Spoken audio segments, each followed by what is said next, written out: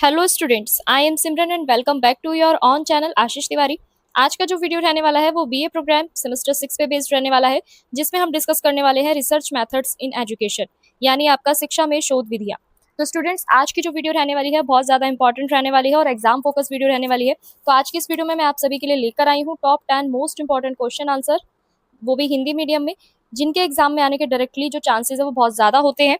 तो ये क्वेश्चन हमने रैंडमली पिक नहीं करे हैं, बल्कि previous year question paper, important topics and teacher suggestion के बेस पर ही इन्हें केयरफुली सिलेक्ट किया गया है। अगर आप सभी ने ये टॉप 10 क्वेश्चन इजीली अच्छे से समझ लिए, पढ़ लिए, तो मान लीजिए कि आपका एग्जाम का 80 से 90% जो पेपर है वो यहीं से कवर हो जाएगा। तो ये सिंगल वीडियो ही आप सभी के एग्जाम पर्पज से बहुत ज़्यादा इंपॉर्टेंट होने वाली है। ओनली इस वीडियो को देखने के बाद आप अच्छा खासा स्कोर अपने एग्जाम में कर सकते हैं। तो अदर किसी वीडियो को देखने की आपको नीड यहाँ पे नहीं पड़ेगी। तो स्टूडेंट्स, अगर आप हमारे चैनल पे फर्स्ट टाइम विजिट कर रहे हैं तो चैनल को जरूर सब्सक्राइब कर लीजिएगा, जिससे आने वाली नोटिफिकेशन आप सभी को टाइम पर मिल जाए। और हाँ, इस वीडियो में मैं आप सभी के लिए एक स्पेशल गिव अवे भी लेकर आई हूँ। वीडियो के बीच में मैं आपसे इस सब्जेक्ट से रिलेटेड कुछ क्वेश्चन पूछूंगी, तो जो भी स्टूडेंट सबसे पहले और सही आंसर हमें देंगे, स्टार्टिंग के 3 लकी विनर्स को हम देंगे हमारी तरफ से फ्री नोट्स, वो भी इस सब्जेक्ट से रिलेटेड। और विनर निकलते के साथ ही हम तुरंत अनाउंस कर देंगे हमारे व्हाट्सअप एंड टेलीग्राम चैनल पर। तो आप सभी हमारे व्हाट्सअप एंड टेलीग्राम चैनल को ज्वाइन करके जरूर रख लीजिएगा, लिंक आपको डिस्क्रिप्शन में मिल जाएगा। तो वीडियो को आपको पूरा देखना है, स्किप नहीं करना है, क्योंकि गिव अवे का क्वेश्चन किसी भी मोमेंट पे आ सकता है। और सबसे बेस्ट बात ये कि हमारे जितने भी लेक्चर होते हैं आप सभी के लिए 100% फ्री वीडियो सीरीज यहाँ पे चलती है। लेकिन अगर आपको इन सभी लेक्चर के वेल ऑर्गेनाइज्ड नोट्स यहाँ पे अगर चाहिए, तो आप पेड नोट्स भी अवेलेबल हैं हमारी वेबसाइट पे, वहाँ से इजीली परचेज कर सकते हैं। हिंदी एंड इंग्लिश दोनों मीडियम में यहाँ पे आपको नोट्स मिल जाएंगे।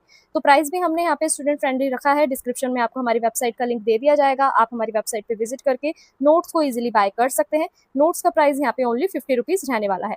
और अगर आपको नोट्स नहीं लेने हैं तो आप वीडियो लेक्चर को भी देख के अपनी प्रिपरेशन को और भी ज़्यादा स्ट्रॉन्ग बना सकते हैं। तो चलिए स्टार्ट करते हैं आज की वीडियो को, जिसमें हम डिस्कस करने वाले हैं रिसर्च मेथड्स इन एजुकेशन के top 10 most important question answer, जो आपके ड्यू सोल एग्जाम के लिए गेम चेंजर साबित होंगे।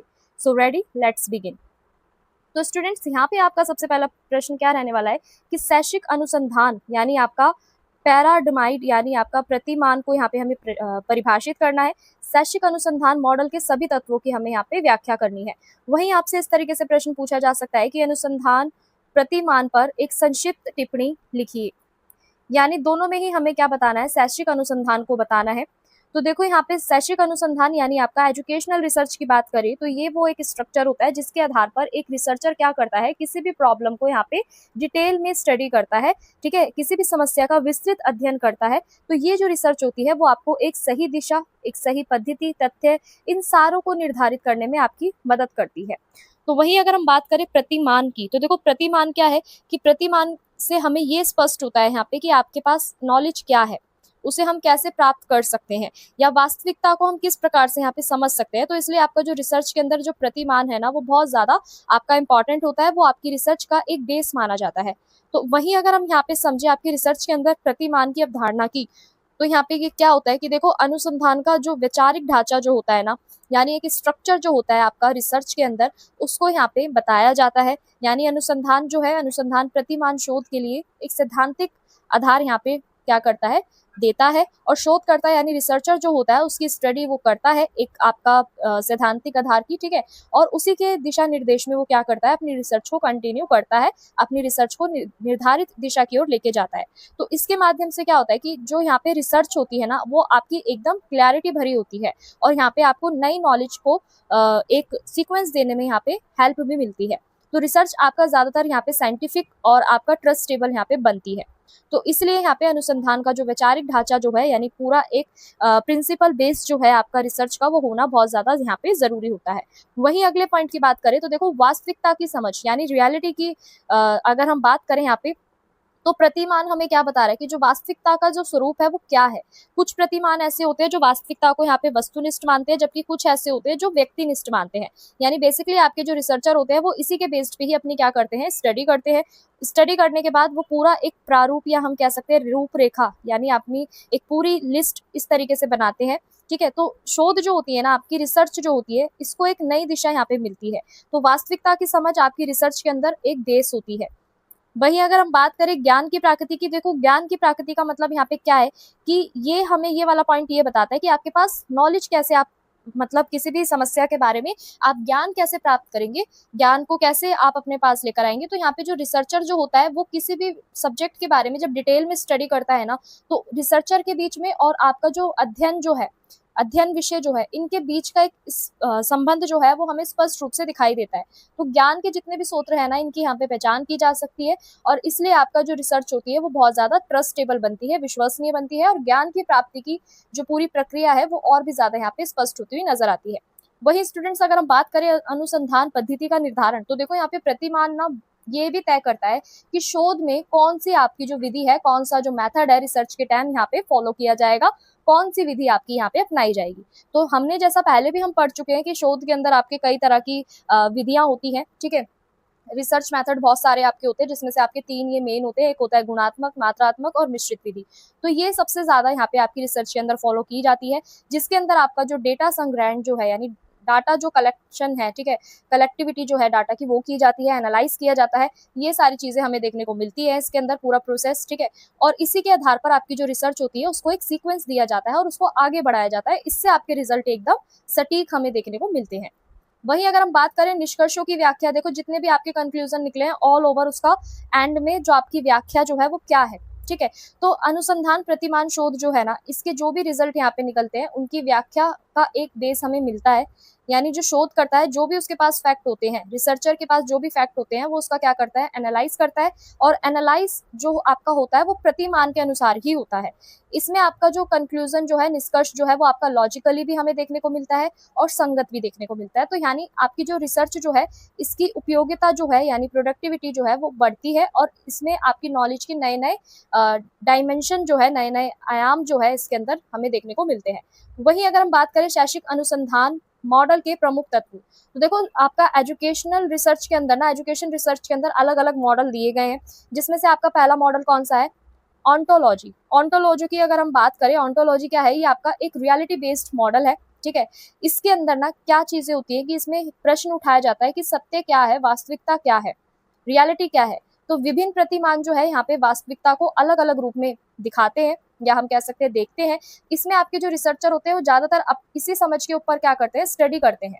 किस समझ के ऊपर, कि यहाँ पे रियलिटी क्या है, वास्तविकता क्या है, इसी के आधार पर ही आपके रिसर्चर यहाँ पे अध्ययन करते हैं, स्टडी करते हैं और यही उनकी रिसर्च का एक मेन कॉन्सेप्ट होता है, या हम कह सकते हैं मूल तत्व होता है उनकी अनुसंधान का। वही अगर हम अगले मॉडल की बात करें, अगला मॉडल जो है आपका वो है एपिस्टेमोलॉजी, ठीक है। एपिस्टेमोलॉजी की अगर हम बात करें, इसके अंदर आपका जो नॉलेज जो है, ज्ञान जो है, इसको यहाँ पे समझा जाता है। जितने भी आपके पास रिसोर्सेज होते हैं स्टडी करने के लिए, वो यहाँ पे ऐड ऑन किए जाते हैं और फिर बाद में आपका जो ज्ञान जो है, ठीक है। और ये जो मॉडल है आपको ये भी बताता है कि आपका जो ज्ञान है आप किस तरीके से प्राप्त करेंगे। रिसर्चर जो है वो रिसर्च के बीच में कौन कौन से सब्जेक्ट जो है उसको यहाँ पे पढ़ेगा या समझेगा, इन सारी चीजों की क्लैरिटी जो है वो हमें देखने को मिलती है इस मॉडल के अंदर। और इससे जो आपका अनुसंधान जो है, रिसर्च जो है, वो और भी ज्यादा आपकी ट्रस्टेबल बनती है और जो ज्ञान निर्माण की जो पूरी प्रक्रिया है वो भी हमें यहाँ पे समझ में आती है। वही अगर हम बात करें मेथडलॉजी की, मेथडलॉजी जो है आपका, ये भी अनुसंधान की समग्र रणनीतियां ये होती है। इसके अंदर आपकी जो रिसर्च होती है वो एक पूरी प्लानिंग के साथ चलती है, योजनाबद्ध होती है, ठीक है। तकनीक उसके अंदर हमें देखने को मिलती है, प्रक्रियाएं देखने को मिलती है। तो ये सारी चीजें मिलके क्या करती हैं, यहाँ पे निर्धारित करती है कि जो भी आपका डेटा जो है उसको कैसे कलेक्ट किया जाएगा, किस तरीके से एनालाइज किया जाएगा और जो पूरा आपका रिसर्च वर्क जो है, शोध कार्य जो है, इसको भी ये क्या करती है, व्यवस्थित बनाती है, यानी आपका सिस्टमैटिक बनाती है। और एंड में जो अभी आपको रिजल्ट मिलते हैं वो एकदम क्वालिटी भरे मिलते हैं, यानी परिणामों की जो गुणवत्ता है इसको भी ये सुनिश्चित करती है। वही अगर हम बात करें विधियों की, तो देखो विधियां यहाँ पे हमें बहुत सारी देखने को मिलेंगी, यानी मेथड्स बहुत सारे देखने को मिलेंगे रिसर्च के अंदर। विधियां डेटा क्या करती है, विधियां ज्यादातर आपका जो भी डेटा होता है, जो भी इंफॉर्मेशन होती है, उसको यहाँ पे संग्रहित करती है। संग्रहित मतलब कलेक्ट करती है। वही उनका क्या करती है, विश्लेषण करती है, यानी आपका एनालाइज करती है। इसमें आपके बहुत सारे मेथड्स आपको देखने को मिलेंगे। सबसे पहला है आपका क्वेश्चनिंग मेथड, यानी आपका प्रश्नावली। फिर है आपका साक्षात्कार, यानी आपका इंटरव्यू।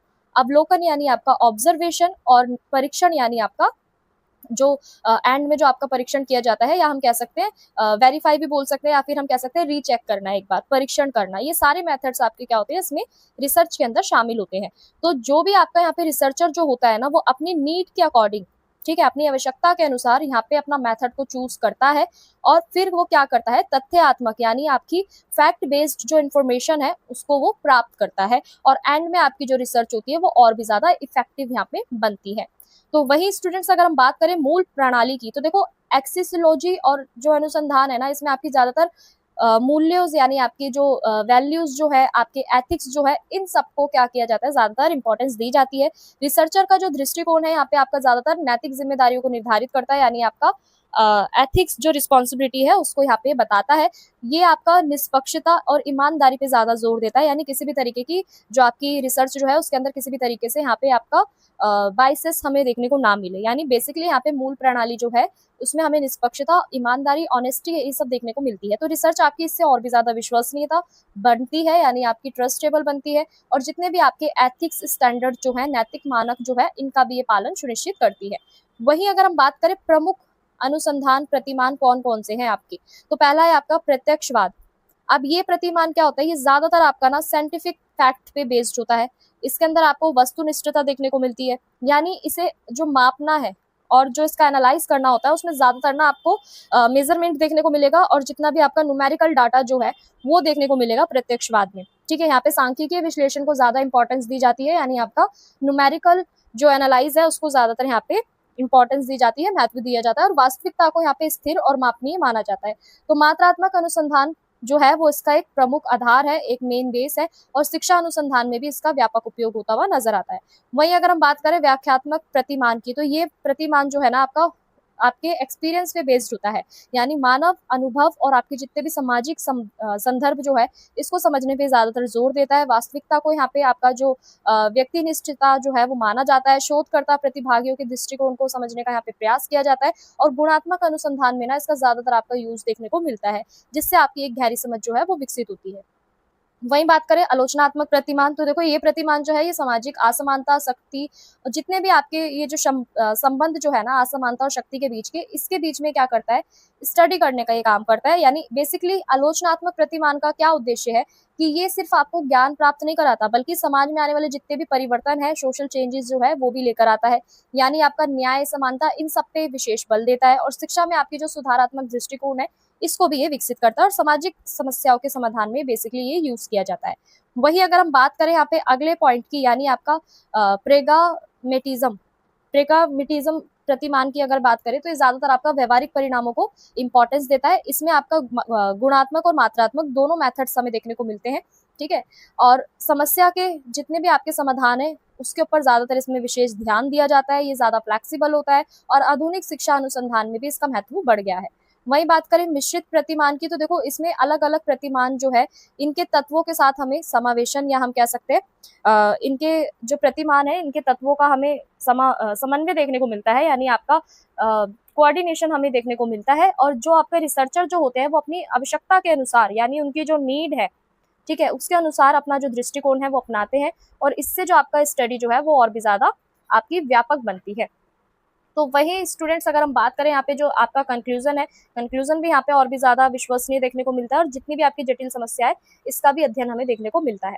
अब हम बात करते हैं इस प्रश्न के निष्कर्ष की, तो यहाँ पे निष्कर्ष ये क्या कहता है कि देखो शैक्षिक अनुसंधान जो है ना, शैक्षिक अनुसंधान प्रतिमान, इसके अंदर जो आपकी रिसर्च है, रिसर्च को यहाँ पे क्या मिल रही है, एक नई दिशा मिल रही है, स्वरूप निर्धारित हो रहा है, वैचारिक ढांचा हमें देखने को मिल रहा है, ऑन्टोलॉजी, एंथ्रोलॉजी और मैथोडोलॉजी और आपकी जितनी भी विधियां हैं ये सब इसके क्या है, प्रमुख तत्व है।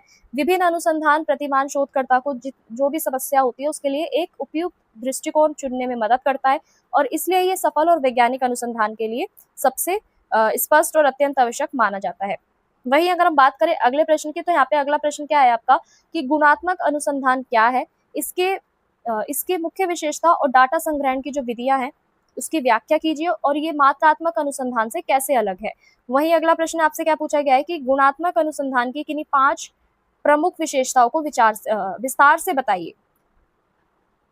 तो देखो अगर हम यहाँ पे बात करें गुणात्मक अनुसंधान की, तो हम पहले भी डिस्कस कर चुके हैं हमारे अलग अलग सब्जेक्ट्स में।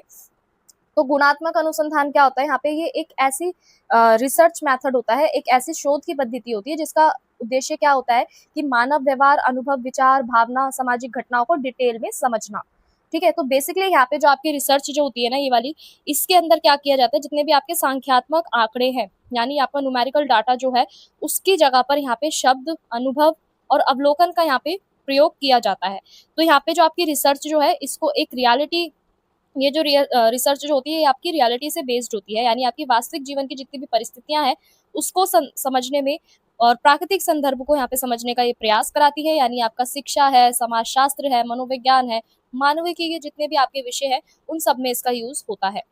वहीं अगर हम बात करें इसकी विशेषताओं की, तो देखो यहाँ पे गुणात्मक अनुसंधान की प्रमुख विशेषताएं कौन सी है कि ये ना एकदम डिटेल में स्टडी करने पर जोर देती है। यानी गुणात्मक अनुसंधान जो है आपका, इसके अंदर किसी भी टॉपिक या किसी भी विषय या किसी भी समस्या या कोई भी प्रॉब्लम है उसको हम डिटेल में पढ़ते हैं, डिटेल में समझते हैं यहाँ पे रिसर्चर। ठीक है। तो यहाँ पे आपके जितने भी व्यक्ति हैं उनके एक्सपीरियंस एड ऑन होते हैं, दृष्टिकोण को यहाँ पे समझने का प्रयास किया जाता है, और जो भी आपका रिसर्चर होता है वो एकदम डिटेल में यहाँ पे जानकारी को अपने पास कलेक्ट करता है, एकत्रित करता है। इससे आपका जो विषय होता है वो और भी ज्यादा व्यापक बनता है और अर्थपूर्ण बनता है। वही स्टूडेंट्स अगर हम बात करें अगले पॉइंट की, तो देखो प्राकृतिक परिवेश में अध्ययन, यानी इस मेथड में आपका जो रिसर्च जो है, रिसर्च की वास्तविक परिस्थितियों का अध्ययन यहाँ पे किया जाता है। यानी जो भी आपके पार्टिसिपेशन होते हैं वो यहाँ पे किसी भी तरीके का कृत्रिम वातावरण मीन्स आर्टिफिशियल एनवायरनमेंट यहाँ पे नहीं रखा जाता। जो भी रिसर्चर जो होता है वो अपना जो उसका जो एक व्यवहार जो होता है उसका यहाँ पे क्या करता है, प्राकृतिक व्यवहार जो होता है उसका एक अवलोकन करता है, ऑब्जर्वेशन करता है, और इसी के बेस पे वो अपनी जो भी जानकारी है, जो भी इंफॉर्मेशन है उसे और भी ज्यादा वास्तविक बनाता है और निष्कर्ष को और भी ज्यादा प्रासंगिकता यहाँ पे मिलती है। वहीं अगले पॉइंट की बात करें तो देखो व्यक्तिनिष्ठ दृष्टिकोण। अब इसमें क्या होता है कि गुणात्मक अनुसंधान में ना जितने भी आपके पार्टिसिपेशन होते हैं उनके यहाँ पे थॉट्स को और उनके एक्सपीरियंस को ज्यादा इंपॉर्टेंस दी जाती है, और रिसर्चर जो होता है वो इनके दृष्टिकोण को समझने का प्रयास करता है और प्रत्येक व्यक्ति का जो अनुभव है उसको भी यहाँ पे महत्वपूर्ण माना जाता है। तो इसलिए इसके अंदर आपका मानवीय व्यवहार की जो गहरी समझ है वो विकसित होती है और आपकी स्टडी जो है और भी ज्यादा यहाँ पे संवेदनशील बनती है। वहीं अगले पॉइंट की बात करें तो लचीली अनुसंधान प्रक्रिया, यानी इस अनुसंधान में पूर्व निर्धारित कठोर नियम यहाँ पे नहीं होते हैं, यानी कोई भी आपके एकदम स्ट्रिक्ट रूल्स नहीं होते हैं। यहाँ पे जो रिसर्चर होता है उसके अनुसार जो भी उसके प्रश्न होते हैं, जो भी प्रक्रियाएं होती है वो अपने अकॉर्डिंग यहाँ पे चेंजेस कर सकता है, परिवर्तन कर सकता है, नई जानकारियों को एड ऑन कर सकता है और डिटेल में आपका स्टडी यहाँ पे कर सकता है। ठीक है। और शोध की जो क्वालिटी है, यानी आपकी जो रिसर्च की जो क्वालिटी है, ठीक है, उसके अंदर भी यहाँ पे वृद्धि होती हमें नजर आती है। वहीं अगले पॉइंट की बात करें तो अगला पॉइंट क्या कहता है कि वर्णनात्मक और व्याख्यात्मक प्रकृति, यानी जो आपका गुणात्मक अनुसंधान है ये सिर्फ आपका फैक्ट बेस्ड डाटा कलेक्ट नहीं करता बल्कि उनकी व्याख्या भी करता है, उनको एक्सप्लेन भी करता है, यानी घटनाओं के पीछे के क्या कारण थे, उनका अर्थ क्या था, इन सबको समझने का भी ये प्रयास कराता है। तो इस विषय की जो गहरी समझ जो है ना, यानी आपका इस सब्जेक्ट से रिलेटेड जो आपकी गहरी समझ जो है वो सामाजिक और शैक्षिक समस्याओं का क्या करती है, विश्लेषण यहाँ पे करती है, और निष्कर्ष भी यहाँ पे आपके क्या करते हैं, उपयोगी बनते हैं। वहीं अगर हम बात करें गुणात्मक अनुसंधान की जो डेटा संग्रहण विधियां हैं वो क्या है, तो देखो इसके अंदर आपके अलग अलग डेटा को क्या किया जाता है, संग्रहण किया जाता है। डेटा डेटा जो होता है आपका, ठीक है, उसको यहाँ पे क्या किया जाता है, कलेक्ट किया जाता है। अलग अलग आपके मेथड्स होते हैं, कौन कौन से होते हैं देखो समझते हैं। तो सबसे पहले आता है आपका साक्षरता कार्ड, जिसको हम इंटरव्यू बोलते हैं। तो जो भी आपकी रिसर्च होती है ना इसके अंदर ये मेथड जो है वो मेन होता है इंटरव्यू का, क्योंकि इसमें जो रिसर्चर होता है वो क्या करता है, जो भी पार्टिसिपेशन होते हैं ना, प्रतिभागी जो होते हैं उनसे डायरेक्ट यहाँ पे कम्युनिकेशन करता है, प्रत्यक्ष रूप से बातचीत करता है, उनके विचारों को, उनके एक्सपीरियंस को, उनके इमोशंस को, इन सब के बारे में वो क्या करता है, जानकारी प्राप्त करता है, इन्फॉर्मेशन लेता है, फिर उसे डिटेल में क्या करता है, विस्तृत उत्तर उसे यहाँ पे मिलते हैं, और विषय की जो आपकी गहरी समझ है वो भी उसे देखने को मिलती है। वहीं बात करें अवलोकन, यानी आपका ऑब्जर्वेशन। ऑब्जर्वेशन में यहाँ पे जो आपके रिसर्चर होते हैं वो क्या करते हैं, जो भी यहाँ पे व्यक्ति होते हैं उनके व्यवहार को, उनकी एक्टिविटीज को प्रत्यक्ष रूप से यहाँ पे देखते हैं, डायरेक्टली यहाँ पे देखते हैं, उसको ऑब्जर्व करते हैं और वास्तविक परिस्थितियों की जानकारी उन्हें इससे प्राप्त होती है। तो जितने भी पार्टिसिपेशन होते हैं ना उनका व्यवहार यहाँ पे जो होता है उसको स्वाभाविक अध्ययन यहाँ पे किया जाता है। डेटा अधिक इससे क्या बनता है, आपका विश्वसनीय बनता है और सामाजिक संदर्भ को भी समझने में यहाँ पे सहायता मिलती है। वहीं अगर हम बात करें ग्रुप डिस्कशन यानी आपका समूह चर्चा की, तो देखो इस मेथड में आपके जितने भी पार्टिसिपेशन होते हैं उनके अलग अलग पेयर्स बना दिए जाते हैं, ठीक है, यानी अलग अलग ग्रुप्स बना दिए जाते हैं, समूह बना दिए जाते हैं, और कोई भी एक टॉपिक दिया जाता है जिसपे उनसे डिस्कशन यहाँ पे कराया जाता है, चर्चा कराई जाती है, और विभिन्न दृष्टिकोण यहाँ पे हमें सामने आते हुए नजर आते हैं। तो सामूहिक अनु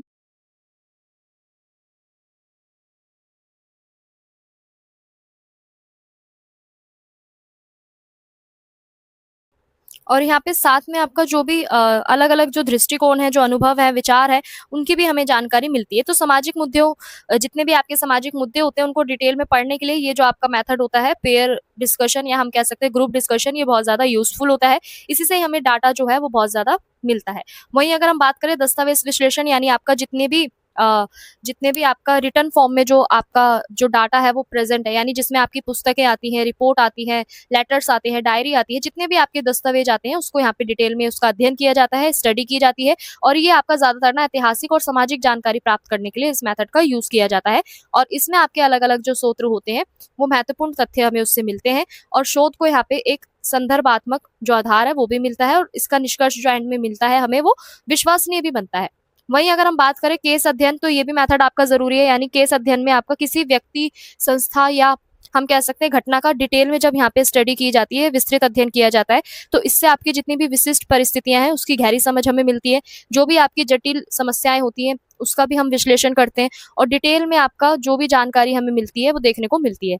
तो शिक्षा अनुसंधान में इसको ज़्यादातर यूज़ किया जाता है। वहीं अगर हम बात करें गुणात्मक और मात्रात्मक अनुसंधान में क्या अंतर है, तो देखो अगर हम इनके प्रकृति की बात करें, अध्ययन की प्रकृति की बात करें, तो गुणात्मक अनुसंधान में ज्यादातर हमारे अनुभव, विचार और व्यवहारों को यहाँ पे समझने पे बेस्ड होता है ये। वहीं आपका जो मात्रात्मक अनुसंधान है, ये ज्यादातर आपका जितने भी न्यूमेरिकल फॉर्म में जो डाटा है उसको ये प्रेजेंट करता है, ठीक है। और दोनों का उद्देश्य अलग अलग होता है, लेकिन इनकी जो गहराई जो है, या हम कह सकते हैं ये दोनों ही क्या कर रहे हैं, एक गहरी समझ जो है वो हमें प्रदान कर रहे हैं और दूसरा क्या कर रहा है, व्यापकता दे रहा है। तो दोनों ही आपका उपयोगिता दोनों की अलग अलग हमें देखने को मिल रही है। तो वहीं अगर हम बात करें अगले पॉइंट की, तो देखो यहाँ पे अगला पॉइंट क्या कह रहा है कि डेटा का स्वरूप, यानी गुणात्मक अनुसंधान में आपका जो डेटा होता है वो ज्यादातर शब्द, कथन और अवलोकन पे बेस्ड होता है।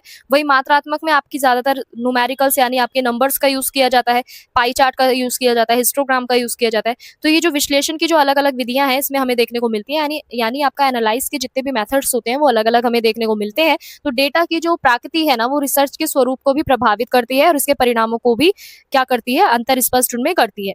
वहीं बात करें नमूना चयन की, यानी आपका जो एक सैंपल की जो चॉइस है वो किस तरीके से होती है। तो देखो गुणात्मक अनुसंधान में ना आपका जो सैंपल होता है उसे छोटा ही चुना जाता है। क्यों चुना जाता है? क्योंकि इसके पीछे का उद्देश्य क्या है कि गहरी जानकारी आपको देना। वहीं मात्रात्मक अनुसंधान में एक बड़ा आपका सैंपल लिया जाता है, इसके जो रिजल्ट होते हैं वो ज्यादातर आपके सामान्यकरण संभव होते हैं और दोनों ही जो आपकी चयन की जो प्रक्रिया है ये दोनों ही अलग होती है।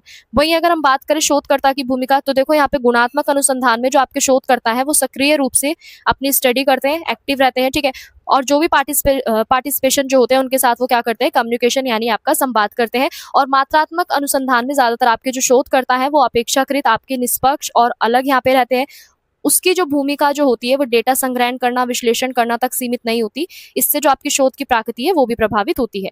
वहीं स्टूडेंट्स अगर हम बात करें परिणामों का स्वरूप, तो देखो गुणात्मक अनुसंधान और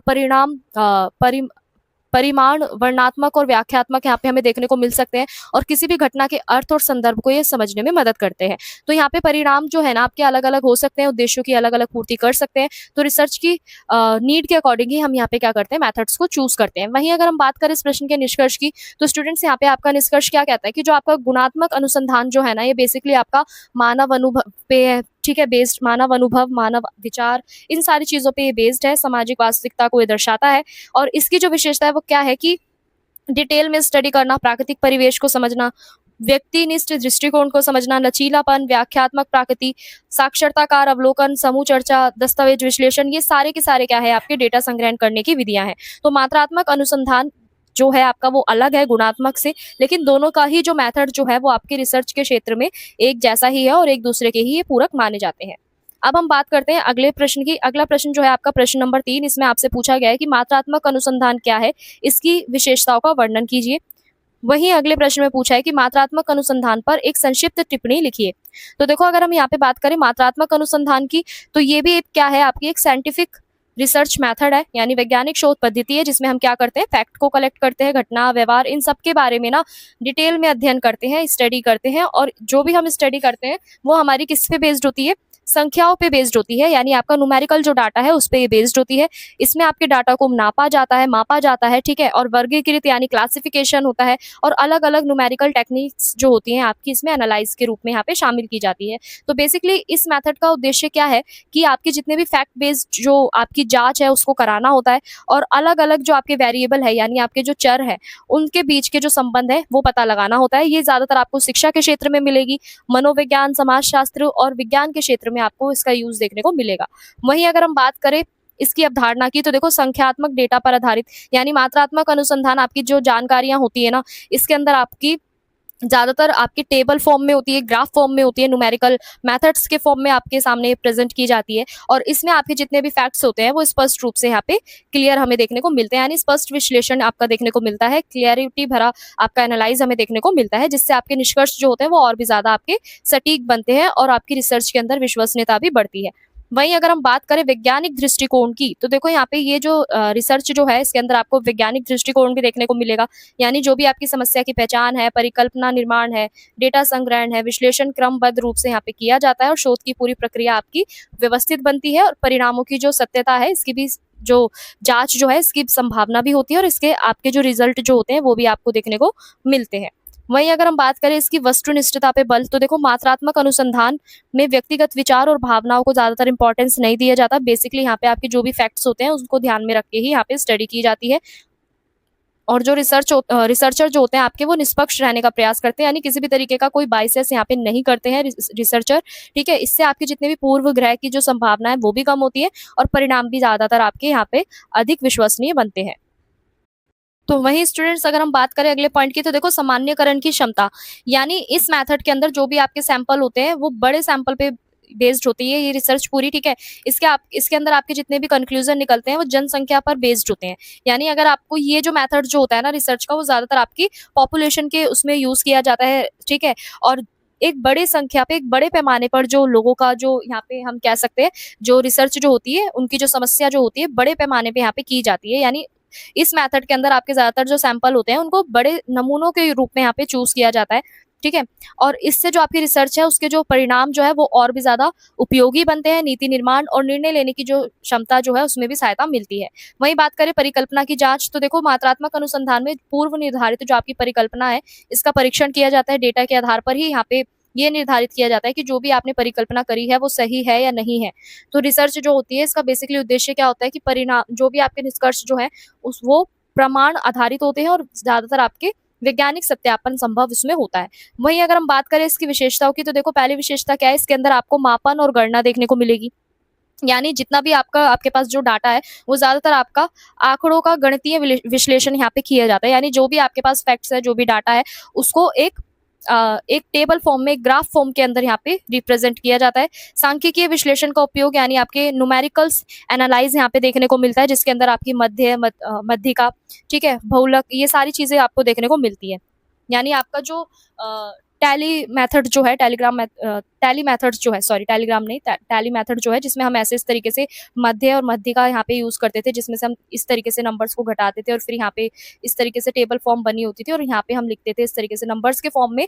बेसिकली यहाँ पे क्या होता है आपको देखने को मिलेगा। तो यहाँ पे जो आपका डेटा जो होता है ना वो वैज्ञानिक विश्लेषण ज्यादातर यूज होता है, और इसकी जो वैलिडिटी है वो भी बढ़ती है, और निष्कर्ष भी आपके कंक्लूजन भी जो होते हैं आपके प्रमाणिक सिद्ध होते हैं। तो संचरित अनुसंधान प्रक्रिया, यानी इस मेथड के अंदर आपकी जो रिसर्च की जो पूरा प्रोसेस है वो चलता है किसके बेस पर, क्वेश्चन के बेस पर, ठीक है, रीचेकिंग के बेस पर, परीक्षण के बेस पर, ठीक है, डेटा या हम कह सकते हैं सर्वे के बेस पर, इन सारे टूल्स का उसमें उपयोग किया जाता है, जिससे आपका जो डेटा संग्रहण जो है यानी डेटा कलेक्शन जो है वो और भी ज्यादा व्यवस्थित बनता है। इससे आपकी जो शोध है उसके अंदर एक रूपता बनी रहती है और परिणामों की तुलना करना भी हमें आसान हो जाता है। वहीं पुनरावृत्ति की भावना की बात करें, यानी कि दोबारा से इसको हम रिवाइज कर सकते हैं, यानी दोबारा से इसको दोहरा सकते हैं इसी प्रक्रिया को, तो इसमें लगभग आपका जो परिणाम होते हैं वो सेम ही रहते हैं। इससे आपकी रिसर्च की विश्वसनीयता बढ़ती है और आपके जो निष्कर्ष हैं वो भी एकदम सटीक निकलते हैं। तो इस तरीके से यहाँ पे पुनरावृत्ति की संभावना जो है वो भी देखने को मिलती है। वही बात करें निष्पक्षता और विश्वसनीयता की, तो देखो मात्रात्मक अनुसंधान में आपका जो व्यक्तिगत पक्षपात की जो संभावना है वो भी हमें कम देखने को मिलती है। डेटा और आंकड़ों के बेस पर ही यहाँ पे आपके कंक्लूजन निकाले जाते हैं, परिणाम और भी ज्यादा आपके निष्पक्ष बनते हैं। शोध की जो गुणवत्ता है इसमें भी वृद्धि होती है और नीति और योजना निर्माण में इसका ज्यादातर उपयोग किया जाता है। वहीं अगर हम बात करें शिक्षा में आपके मात्रात्मक अनुसंधान का क्या महत्व है, तो देखो शैक्षिक समस्याओं का विश्लेषण करना, यानी जो भी स्टूडेंट्स की अचीवमेंट्स है, जो भी उनकी परफॉर्मेंस है, इसका एक इवैल्यूएशन करना, मूल्यांकन करना, इससे सुधार की जो संभावनाएं हैं वो हमें पता चलती है, शिक्षा की गुणवत्ता बढ़ती है और नीति निर्माण में भी हमें सहायता मिलती है। वहीं बात करें निर्णय लेने में सहायक, यानी जो भी आपकी शैक्षिक संस्थाएं होती है, एजुकेशनल ऑर्गेनाइजेशंस जो आपके होते हैं, जो भी इंस्टीट्यूशंस होते हैं, वो क्या करती है, गवर्नमेंट डेटा पे बेस्ड ही अपने डिसीजन यहाँ पे लेती है, और जितनी भी उनकी प्लानिंग होती है इसको और भी ज़्यादा प्रभावशाली से ये करती हैं, और असेसमेंट इनका और भी ज़्यादा अच्छे से किया जाता है। तो यहाँ पे जो भी आपके पास रिसोर्सेज होते हैं, जो भी संसाधन होते हैं, उनका सही रूप से उपयोग करने की संभावना बढ़ जाती है, और निर्णय लेना जो है आपका वो और भी ज़्यादा तर्कसंगत बन जाता है। वहीं बात करें शैक्षिक उपलब्धियों का मापन, यानी जितने भी आपके विद्यार्थी होते हैं उनकी अचीवमेंट जो होती है, विद्यार्थियों की जो भी आपकी अचीवमेंट होती है, ठीक है, उसके अंदर हमें देखने को मिलता है परीक्षा के जो भी आपके परिणाम होते हैं, इन सबको यहाँ पे क्या किया जाता है, मापा जाता है। उनकी एक तरीके से प्रोग्रेस का यहाँ पे क्या किया जाता है, अवलोकन किया जाता है, ठीक है, आकलन किया जाता है, ताकि हमें पता चल पाए कि कौन से विद्यार्थी जो है जिन्हें सीखने में कठिनाइयाँ आती है, और कौन कौन से हम सुधारात्मक यहाँ पे कदम उठा सकते हैं। वहीं अगर हम बात करें नीति निर्माण में योगदान, तो देखो मात्रात्मक अनुसंधान के जो भी कंक्लूजन होता है ना, वो आपकी शैक्षिक नीतियों के ऊपर ही क्या होता है, बेस्ड होता है, यानी शिक्षा से संबंधित जो भी आपकी योजनाएं बनती है ना, उसी के आधार पर यहाँ पे उसका मूल्यांकन किया जाता है, जो भी आपके आंकड़े होते हैं उसमें सुधार किए जाते हैं, नीति आपकी अधिक प्रभावी बनती है, और शिक्षा प्रणाली का भी यहाँ पे विकास देखने को मिलता है। तो भविष्यवाणी करने की क्षमता, यानी जो भी आपका सांख्यिकीय विश्लेषण के आधार पर जो भविष्य की जितनी भी प्रवृत्तियां हैं, इसका हम अनुमान लगा सकते हैं, यानी विद्यार्थियों का जो प्रदर्शन है, जो उनकी परफॉर्मेंस है, शैक्षिक जो उनकी आवश्यकताएं हैं, इनका हम पहले से ही अनुमान यहाँ पे लगा सकते हैं। तो योजनाओं को और भी ज्यादा बेहतर ढंग से यहाँ पे बना सकते हैं, और संसाधनों का प्रबंधन करना आसान होता है, और शिक्षा के अंदर जो आपका विकास है उसमें भी सहायता मिलती है। वहीं बात करें इस प्रश्न के निष्कर्ष की, तो निष्कर्ष यहाँ पे क्या कहता है कि मात्रात्मक अनुसंधान एक वैज्ञानिक और विषय वस्तुनिष्ठ शोध पद्धति है। इसमें ज्यादातर आपकी संख्याओं का यूज किया जाता है, सांख्यिकीय विश्लेषण होता है, यानी आपका न्यूमेरिकल एनालाइज होता है, इसकी अलग अलग विशेषताएं हमें देखने को मिलती है जो अभी हमने जानी, और सामान्यकरण की क्षमता भी इसमें देखने को मिलती है। तो शिक्षा जो है आपकी अलग अलग क्षेत्रों में ये निर्णय लेने, नीति निर्माण करने, और समस्याओं के जितने भी वैज्ञानिक समाधान है उनको उपयोगी सिद्ध करने में हेल्पफुल होती है, और इससे आपका जो आधुनिक संधान है, इसमें मात्रात्मक अनुसंधान का जो महत्व है वो भी ज्यादा विशेष रूप से हमें देखने को मिलता है। वही बात करें आपके अगले प्रश्न की, तो देखो यहाँ पे अगला प्रश्न क्या पूछा गया है कि शैक्षिक अनुसंधान जो है, शैक्षिक अनुसंधान प्रभावी शैक्षिक नीतियों के विकास में किस प्रकार से अपना योगदान देता है, और एनईपी 2020 जो है आपका शिक्षण और सीखने की विधियों को बेहतर बनाने में जो आपका रिसर्च जो है, आपका अनुसंधान जो है, इसकी क्या भूमिका है, इस पे ये कैसे जोड़ देता है। तो देखो अगर हम परिचय की बात करें, तो शैक्षिक अनुसंधान जो है ना, वो शिक्षा को शिक्षा व्यवस्था में जो भी आपकी समस्याएं हैं, जो भी आवश्यकताएं हैं, जो भी चुनौतियां हैं, इसको समझने का ये प्रयास कराती है। इसके माध्यम से हमें प्राप्त होता है कि हमें शिक्षा की गुणवत्ता में कहाँ सुधार की जरूरत है, कहाँ पे हमें नई पॉलिसी बनानी है, कहाँ पे हमें शिक्षण अधिगम प्रक्रिया जो है इसको प्रभावी बनाना है। तो भारत के अंदर जो आपकी एनईपी 2020 जो है, इसके अंदर आपका अनुसंधान, नवाचार और आपका शैक्षिक आधारित शिक्षा जो है, इस पे बल दिया गया है। इसलिए आपकी जो शैक्षिक अनुसंधान जो है, इसको प्रभावी शैक्षिक नीतियां का क्या माना गया है, आधार माना गया है। वहीं अगर हम बात करें शैक्षिक नीतियों के विकास में जो आपका शैक्षिक अनुसंधान है, इसका क्या योगदान है, तो देखो शैक्षिक समस्याओं की पहचान करना, यानी यहाँ पे शैक्षिक अनुसंधान जो है, आपके जो विद्यालय हैं, महाविद्यालय हैं, विश्वविद्यालय हैं, ठीक है, इनके अंदर कौन कौन सी समस्याएं आ रही हैं, ये पहचान करने में हमें मदद करती है। ड्रॉप आउट दर क्या है, यानी स्टूडेंट्स जो है अपना कॉलेज छोड़ने के लिए उनकी जो एक जो दर जो है, यानी आपका कितने बच्चों ने स्कूल अभी तक छोड़ा है, या कितने बच्चों ने कॉलेज छोड़ा है, विश्वविद्यालय छोड़ा है, ड्रॉप आउट करने की जो पूरी समस्या है, सीखने की जो कठिनाइयां है, संसाधनों की जो कमी है, ये सारी समस्या जो है ना, इससे हमारे सामने आती है। समस्याओं का हम क्या करते हैं, वैज्ञानिक विश्लेषण फिर इसके द्वारा करते हैं। नीति निर्माताओं को यहाँ पे वास्तविक स्थिति का पता चलता है, और अलग अलग आपकी जो पॉलिसीज हैं, जो नीतियां हैं, वो इसी के बेस्ड पे बनाई जाती है। वहीं बात करें अगले पॉइंट की, तो देखो साक्ष्य आधारित नीति निर्माण, यानी आपका अनुसंधान के माध्यम से जो भी आपके पास तथ्य होते हैं, जो भी आंकड़े होते हैं, इसका निर्माण यहाँ पे किया जाता है, बनाए जाते हैं। यहाँ पे केवल आपका अनुमान नहीं लगाया जाता, बल्कि यहाँ पे जो भी आपके पास प्रमाण होते हैं, उसके आधार पर ही ये डिसाइड होते हैं। तो इससे आपकी जो नीतियां जो होती हैं, वो और भी ज्यादा यहाँ पे प्रभावशाली बनती है, और संसाधनों का बेहतर उपयोग भी यहाँ पे संभव हो पाता है। तो शिक्षा प्रणाली को ये और भी ज्यादा उत्तरदायी यहाँ पे बनाता है। वही बात करें शैक्षिक कार्यक्रमों का मूल्यांकन, यानी जितने भी आपके योजनाएं जो होती है, ठीक है, जितनी भी प्लानिंग्स होती हैं, जितने भी प्रोग्राम्स होते हैं, उन सबका असेसमेंट किया जाता है अनुसंधान के द्वारा ही। इससे क्या होता है ना, कि जो भी आपके जो कमियां हैं, जो भी उपलब्धियां हैं, इसके बारे में पता चलता है और कहाँ पे सुधार की आवश्यकता है ये भी बताता है। तो प्रोग्राम्स जो होते हैं इसकी गुणवत्ता में ये वृद्धि लाते हैं और नीति निर्माण जो है उसको और भी ज्यादा प्रभावी बनाते हैं। वहीं आपका नवाचार और सुधार को भी ये बढ़ावा देते हैं, यानी शैक्षिक अनुसंधान में आपके नए नए जो टीचिंग, जो आपकी टेक्नोलॉजीज है, ठीक है, जो भी आपकी इनोवेशन है, इन सबको ये मोटिवेट करता है और शिक्षा में आपकी जो भी आधुनिक पद्धतियां जो है, मॉडर्न मेथड्स जो है, इन सबको भी डेवलप करता है और स्टूडेंट्स की नीड्स को ध्यान में रखते हुए यहाँ पे क्या किए जाते हैं, चेंजेस किए जाते हैं और शिक्षा आपकी इससे और भी ज्यादा प्रासंगिक बनती है और सीखने की जो प्रक्रिया है वो पूरी उसमें एक सुधार होता हुआ हमें नजर आता है। तो इस तरीके से यहाँ पे नवाचार और सुधार को यहाँ पे बढ़ावा दिया जाता है अनुसंधान के द्वारा।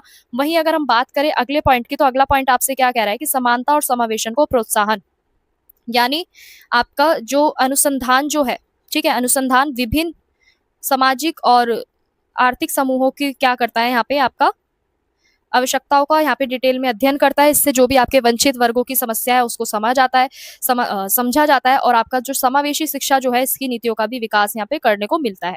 अब हम बात करते हैं यहाँ पे आपकी एनईपी 2020 में जो अनुसंधान की भूमिका है वो क्या है। तो स्टूडेंट्स यहाँ पे आपका पहला पॉइंट क्या कहता है कि अनुसंधान संस्कृति को बढ़ावा, यानी एनईपी 2020 क्या कर रही है कि जितने भी आपके उच्च शिक्षा संस्थान जो है उसमें संस्कृति को जो आपकी है उसको विकसित करने पे ज्यादा जोर देती है। यानी आपका विद्यार्थियों और शिक्षकों को यहाँ पे शोध कार्यों के लिए यहाँ पे प्रोत्साहित करती है, नए आइडियाज, नई क्रिएटिविटीज को यहाँ पे बढ़ावा मिलता है और आपका जो ज्ञान निर्माण जो है, नॉलेज को जो यहाँ पे बिल्डअप करने का जो पूरा प्रोसेस है उसको भी ये मजबूत करती है। तो शिक्षा की क्वालिटी में इंप्रूवमेंट के लिए इसको यहाँ पे शामिल किया गया है। वहीं बात करें राष्ट्रीय अनुसंधान फाउंडेशन यानी आपका एनआरएफ की स्थापना, तो देखो नई शिक्षा नीति में ना राष्ट्रीय अनुसंधान फाउंडेशन यानी आपका एनआरएफ की स्थापना का प्रस्ताव भी हमें देखने को मिला है और इसका बेसिकली उद्देश्य क्या है कि जो भी आपकी गतिविधियां जो है उसको यहाँ पे बढ़ावा देना, यानी विभिन्न विषयों पर यहाँ पे आपकी जितनी भी क्वालिटी है, गुणवत्तापूर्ण शोध जो है इसका समर्थन दिया जाएगा और साथ में आपकी वित्तीय सहायता भी यहाँ पे उपलब्ध होगी।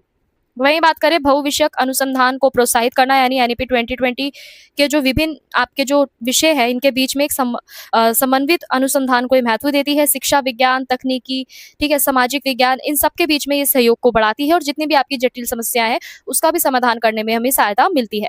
तो यहाँ पे ज्ञान का जो दायरा है आपका वो भी विस्तृत हमें नजर आता है और विद्यार्थियों का होलिस्टिक डेवलपमेंट पर भी ये जोर देती है। वहीं बात करें शिक्षण अधिगम में सुधार, तो देखो अनुसंधान आधारित शिक्षण पद्धतियों को अपनाने पर भी इसमें जोर दिया गया है।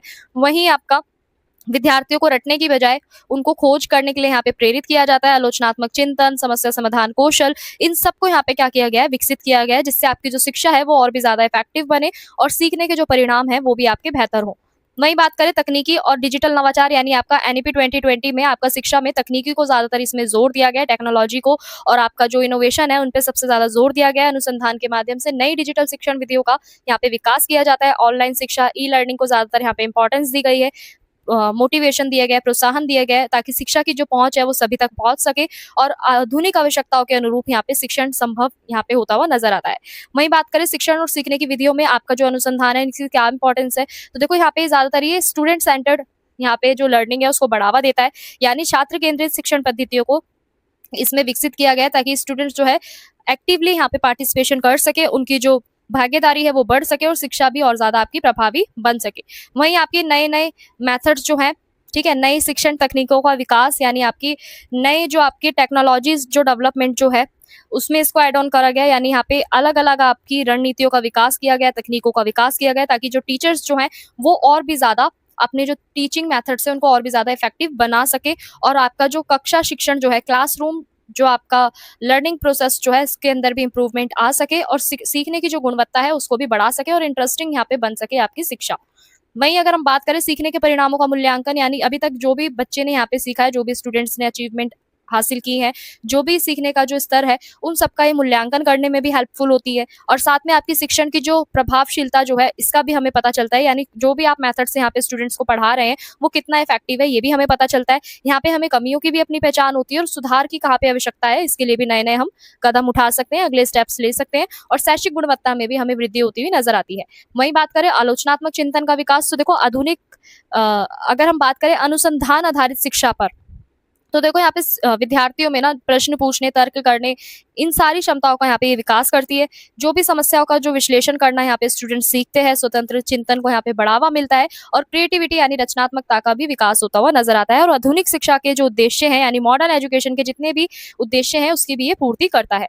वहीं अगर हम बात करें आजीवन अधिगम को यहाँ पे बढ़ाना, यानी आपका लाइफ लर्निंग तक, या हम कह सकते हैं पूरा आपका आजीवन अधिगम को बढ़ाना से यहाँ पे क्या मतलब है कि स्टूडेंट जो है वो कंटिन्यू यहाँ पे सीखने का प्रयास करते हैं। ठीक है, उनके अंदर एक इच्छा विकसित होती है, नए ज्ञान की खोज करने के लिए वो प्रेरित होते हैं, आत्मनिर्भर बनते हैं, जिज्ञासा बढ़ती है और बदलती परिस्थितियों के अनुसार वो अपनी सीखने की क्षमता को भी यहाँ पे क्या करते हैं, विकसित करते हैं और आजीवन अधिगम की जो संस्कृति है वो भी मजबूत होती है। तो वहीं अगर हम बात करें स्टूडेंट्स इस प्रश्न के निष्कर्ष की, तो देखो शैक्षिक अनुसंधान जो है आपके ज्यादातर ये प्रभावी नीतियों का निर्माण करते हैं, शैक्षिक समस्याओं का समाधान करते हैं। अधिगम जो आपका जो आपका शिक्षण अधिगम प्रक्रिया जो है, ठीक है, आपका टीचिंग या हम कह सकते हैं लर्निंग मेथड जो है, आपकी लर्निंग प्रोसेस जो है उसके अंदर भी ये सुधार करते हैं। और एनईपी 2020 में आपके जितने भी अनुसंधान है, नवाचार है, साक्ष्य आधारित शिक्षा है, इन सब पे जोर दिया गया है ताकि आपकी जो शिक्षा है और भी ज्यादा गुणवत्तापूर्ण बन सके, समावेशी बन सके और आधुनिक बन सके। तो शिक्षा के सतत विकास के लिए शैक्षिक अनुसंधान का होना बहुत ज्यादा यहाँ पे जरूरी है। वहीं अगर हम बात करें आपके अगले प्रश्न की, प्रश्न नंबर 5 में आपसे क्या पूछा गया है कि शिक्षा में निर्वंश विज्ञान अनुसंधान की व्याख्या कीजिए, इसकी विशेषता और तकनीकों को स्पष्ट कीजिए। वहीं अगला प्रश्न आपसे क्या पूछा है कि निर्वंश विज्ञान अनुसंधान में जो आपका डेटा संग्रहण की जो अलग अलग विधियां हैं वो कौन कौन सी है, यानी डाटा को यहाँ पे किस तरीके से आपका कलेक्ट करके रखा जाता है, कौन कौन से मेथड से, चलिए समझते हैं। तो देखो यहाँ पे अगर एक छोटे से इंट्रो से समझे तो आपका निर्वंश विज्ञान अनुसंधान जो है ये बेसिकली आपका गुणात्मक अनुसंधान की ही एक महत्वपूर्ण पद्धति है, महत्वपूर्ण मेथड है, जिसमें आपका कोई भी एक समुदाय, कोई भी समूह, कोई भी संस्था, कोई भी संस्कृति का हम क्या करते हैं, डिटेल में स्टडी करते हैं। यानी निर्वंश आपको क्या समझ में आ रहा है, वंश मीन्स यानी जो भी एक समुदाय है, एक लोगों का जो ग्रुप है, एक संस्था जो है, उनकी जो संस्कृति जो है उसके बारे में हम यहाँ पे क्या करते हैं, स्टडी करते हैं, वही आपका क्या कहलाता है, निर्वंश विज्ञान अनुसंधान यहाँ पे कहलाता है। शिक्षा के क्षेत्र में भी इसका यूज हमें देखने को मिलता है, जैसे आपका विद्यालयों में, कक्षा में शिक्षक और विद्यार्थियों का जो व्यवहार है उसमें, और अनुभव और सामाजिक सांस्कृतिक परिवेशों को यहाँ पे समझने में इसका यूज किया जाता है। और ये बेसिकली ये जो मेथड होता है ना, आपके रिसर्चर को लंबे समय तक उस समूह के बारे में स्टडी करने के लिए प्रेरित करता है, गतिविधियों का यहाँ पे प्रत्यक्ष अवलोकन करता है और वास्तविक परिस्थितियों को समझने का भी ये प्रयास करता है। अब हम बात करते हैं यहाँ पे निर्वंश विज्ञान अनुसंधान की कौन कौन सी विशेषताएं हैं। तो देखो पहली विशेषता यहाँ पे आपकी क्या है कि प्राकृतिक परिवेश में ये अध्ययन करता है, यानी आपका रिसर्चर जो होता है वो किसी भी तरीके का एक आर्टिफिशियल एनवायरनमेंट क्रिएट नहीं करता, बल्कि वो क्या करता है, प्राकृतिक परिस्थितियों को यहाँ पे, आपकी जो वास्तविक स्थितियां हैं उसको यहाँ पे डिटेल में समझता है, दैनिक जीवन का जो भी आपका व्यवहार है उसको यहाँ पे देखता है, ऑब्जर्वेशन करता है, उसके आधार पर ही यहाँ पे अपनी स्टडी कंटिन्यू करता है और वास्तविक जीवन से जो भी उसे जानकारी प्राप्त होती है उसी के बेस पर ही वो कंक्लूजन यहाँ पे निकालता है, जो बहुत ज्यादा आपके विश्वसनीय बनते हैं। वहीं अगर हम बात करें गहन एवं विस्तृत अध्ययन, तो देखो इस मेथड के अंदर कोई भी आपका समुदाय, कोई भी कम्युनिटी है, ठीक है, कोई भी ग्रुप है, उसके बारे में हम क्या करते हैं, डिटेल में स्टडी करते हैं। और यहाँ पे जो आपके रिसर्चर जो होता है ना, वो लंबे समय तक, लॉन्ग टर्म तक क्या कर सकता है, पार्टिसिपेशन के संपर्क में रह सकता है, उनके एक्सपीरियंस को जान सकता है, उनके विश्वास, उनके व्यवहार को समझने का प्रयास कर सकता है। इससे जो उसके विषय की, जो उसके सब्जेक्ट की जो गहरी समझ है ना, उसके अंदर यहाँ पे विकसित होती है और अध्ययन भी जो होता है आपका, स्टडी जो होती है आपकी और भी ज्यादा वो स्ट्रांग बनती है, व्यापक बनती है। वहीं अगर हम बात करें अगले पॉइंट की, तो देखो गुणात्मक डाटा पर आधारित, यानी निर्वंश विज्ञान अनुसंधान जो है बेसिकली आपका ये गुणात्मक डाटा का यूज करता है, जिसमें अपने शब्दों को, अनुभवों को, कथन को, अवलोकन को, इन सबको ज्यादा इंपॉर्टेंस देता है। और संख्यात्मक जो आंकड़े होते हैं इसकी अपेक्षा ये क्या करते हैं, विवरणात्मक जानकारी पर जोर देते हैं। इससे आपकी सामाजिक वास्तविकता को समझने में हमें आसानी होती है और शोध जो होती है, आपकी रिसर्च जो होती है वो भी एक मीनिंगफुल बनती है। वहीं बात करें शोधकर्ताओं की सक्रिय भागीदारी, तो देखो इस अनुसंधान में ना जो आपका रिसर्चर होता है वो केवल आपका पर्यवेक्षक नहीं होता, बल्कि कई बार समूह की जो गतिविधियां हैं उसमें भी ये भाग लेता है। इससे आपके प्रतिभागियों का जो दृष्टिकोण है उसे समझने में सहायता मिलती है, विश्वास और सहयोग का भी यहाँ पे वातावरण जो है हमें बनता हुआ नजर आता है। वहीं बात करें डेटा जो है आपका और भी ज्यादा यहाँ पे प्रामाणिक उसको प्राप्त होता है और अध्ययन की जो गुणवत्ता है ये भी यहाँ पे बढ़ती है। अगर हम बात करें सांस्कृतिक संदर्भ में, तो देखो निर्वंश विज्ञान अनुसंधान जो है वो किसी भी समूह की, किसी भी कम्युनिटी की या समुदाय की जो परंपराएं हैं, उसकी जो संस्कृति है और उसके जो सामाजिक व्यवहार है, इसको समझने में हमारी हेल्प करते हैं। शिक्षा के क्षेत्र में भी आपकी संस्कृति जो है, यानी विद्यालय की जो संस्कृति है, कक्षा का जो वातावरण है, उसको भी ये समझाता है, सामाजिक संदर्भों को भी ये महत्व देता है। इससे आपका जो व्यवहार है, जो वास्तविक कारण है, उसको हम समझ सकते हैं और अपने कंक्लूजन को और भी ज्यादा प्रासंगिक यहाँ पे बना सकते हैं। वहीं बात करें अब इसके अंदर अलग अलग मेथड्स कौन कौन से यूज करे जाते हैं इन्फॉर्मेशन कलेक्ट करने के, यानी डाटा कलेक्ट करने के, डाटा संग्रहण की कौन कौन सी इसमें विधियां हैं, चलिए समझते हैं। तो देखो पहला क्या है, सहभागी अवलोकन। यानी इसके अंदर जो रिसर्चर होता है वो अलग जो समूह के अंदर, यानी जो आपका ग्रुप जो है, ग्रुप की गतिविधियों में भाग लेता है, उनको क्या करता है, अवलोकन करता है, उनके व्यवहार को, उनके अनुभव को यहाँ पे प्रत्यक्ष जानकारी उससे प्राप्त होती है। डेटा अधिक आपका विश्वसनीय बनता है और वास्तविक बनता है। तो शिक्षा अनुसंधान में इसका भी ज्यादातर हमें यूज होता हुआ नजर आता है। वही बात करें आपका इंटरव्यू, यानी आपका साक्षात्कार, इसको हम पहले भी समझ चुके हैं। यानी आपका जो भी पार्टिसिपेशन होते हैं, जो भी प्रतिभागी होते हैं, इनके जो विचार हैं, अनुभव हैं, भावना है, इनको यहाँ पे समझा जाता है। शोधकर्ता के बीच में यहाँ पे खुली बातचीत होती है, यानी रिसर्चर और जो आपकी कम्युनिटी है उनके बीच में एक खुली बातचीत होती है, एक कम्युनिकेशन होता है जिसमें उन्हें विस्तृत जानकारी मिलती है और गहन डेटा यहाँ पे देखने को मिलता है। इससे आपका प्रतिभागियों का जो दृष्टिकोण है वो भी अधिक स्पष्ट होता है और अध्ययन भी हमें समृद्ध मिलता है। वहीं आपका पेयर डिस्कशन भी देखने को मिलता है, यानी एक साथ किसी भी विषय पर यहाँ पे जो चर्चा है उसके लिए यहाँ पे प्रतिभागियों को, पार्टिसिपेशन को यहाँ पे क्या किया जाता है, इन्वाइट किया जाता है, और अलग अलग उनके जो दृष्टिकोण है, उनके जो अनुभव है वो भी हमारे सामने आते हैं। तो सामाजिक संबंधों की जानकारी इससे हमें प्राप्त होती है और डेटा आपका और भी ज्यादा व्यापक यहाँ पे बनता है। वहीं बात करें दस्तावेज और अभिलेख विश्लेषण, यानी आपके जितने भी डॉक्यूमेंट्स और जितने भी आपके अलग अलग जो चीजें हैं उसका एनालाइज यहाँ पे किस तरीके से होता है। तो देखो रिसर्चर क्या करता है, यहाँ पे एक विद्यालय का रिकॉर्ड रखता है अपने पास, रिपोर्ट, डायरी, लेटर्स, पाठ्य सामग्री, यानी आपका स्टडी मटेरियल, अन्य दस्तावेज जो है उनको अपने पास रखता है। ये क्या करते हैं, ऐतिहासिक और संदर्भिक जानकारी यहाँ पे प्राप्त करते हैं। ठीक है, तो लिखित सूत्र से यहाँ पे जो हमें रियल फैक्ट्स जो है वो देखने को मिलते हैं और कंक्लूजन भी आपके और भी ज्यादा यहाँ पे मजबूत मिलते हैं। वही बात करें अगर हम क्षेत्रीय नोट्स की, तो देखो क्षेत्रीय नोट्स क्या होता है कि यहाँ पे स्टडी के दौरान जो भी रिसर्चर होता है वो ऑब्जर्वेशन करता है, अपने एक्सपीरियंस को यहाँ पे नियमित रूप से लिखता है, अपने लिए एक डायरी में नोट डाउन करता है, जिसको हम यहाँ पे क्या कहते हैं, क्षेत्रीय नोट्स कहते हैं। तो यहाँ पे रिसर्च के टाइम पे ये बहुत ज्यादा इंपॉर्टेंट होता है क्षेत्रीय नोट, क्योंकि इसके अंदर सारी घटनाओं का वर्णन हमें देखने को मिलता है और इसको हमें सुरक्षित रखना होता है और ये हमारा एंड में एनालाइज करने में इससे हमें हेल्प मिलती है। वही बात करें शिक्षा के क्षेत्र में, अब इसका क्या इंपॉर्टेंस है निर्वंश विज्ञान अनुसंधान का, तो देखो विद्यालय संस्कृति को समझने में ये हेल्प करता है, यानी विद्यालय संस्कृति का विश्लेषण इससे संभव हो पाता है।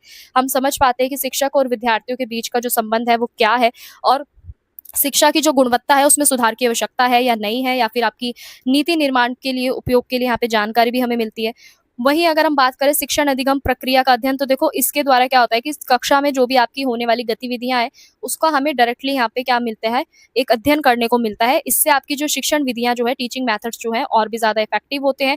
उससे हमें पता चलता है कि विद्यार्थियों को कहाँ पे सीखने की प्रक्रिया, विद्यार्थियों की जो सीखने की जो प्रक्रिया है उसको हम समझ सकते हैं आसानी से, शिक्षण सुधार के जो सुझाव है वो भी मिल सकते हैं और अधिगम को और भी ज्यादा हम यहाँ पे प्रभावी बना सकते हैं।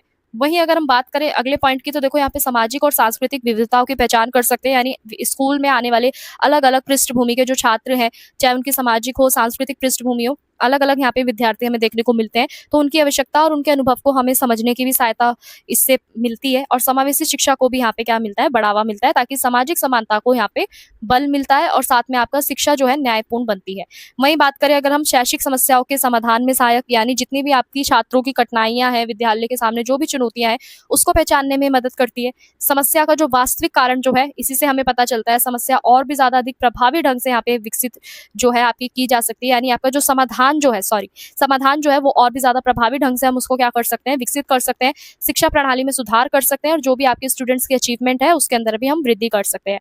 वही बात करें नीति निर्माण में योगदान, तो देखो निर्वंश विज्ञान अनुसंधान से जो भी हमें कंक्लूजन मिलता है वो शिक्षा नीति निर्माताओं के लिए बहुत ज्यादा यूजफुल होते हैं। जमीनी स्तर की जो वास्तविकता है उसकी जानकारी मिलती है, नीतियां यहाँ पे अधिक आपकी व्यवहारिक होती है, प्रभावी बनती है और शिक्षा की गुणवत्ता में इससे सुधार होता है और ये प्रणाली अधिक आपकी उत्तरदायी बनती है।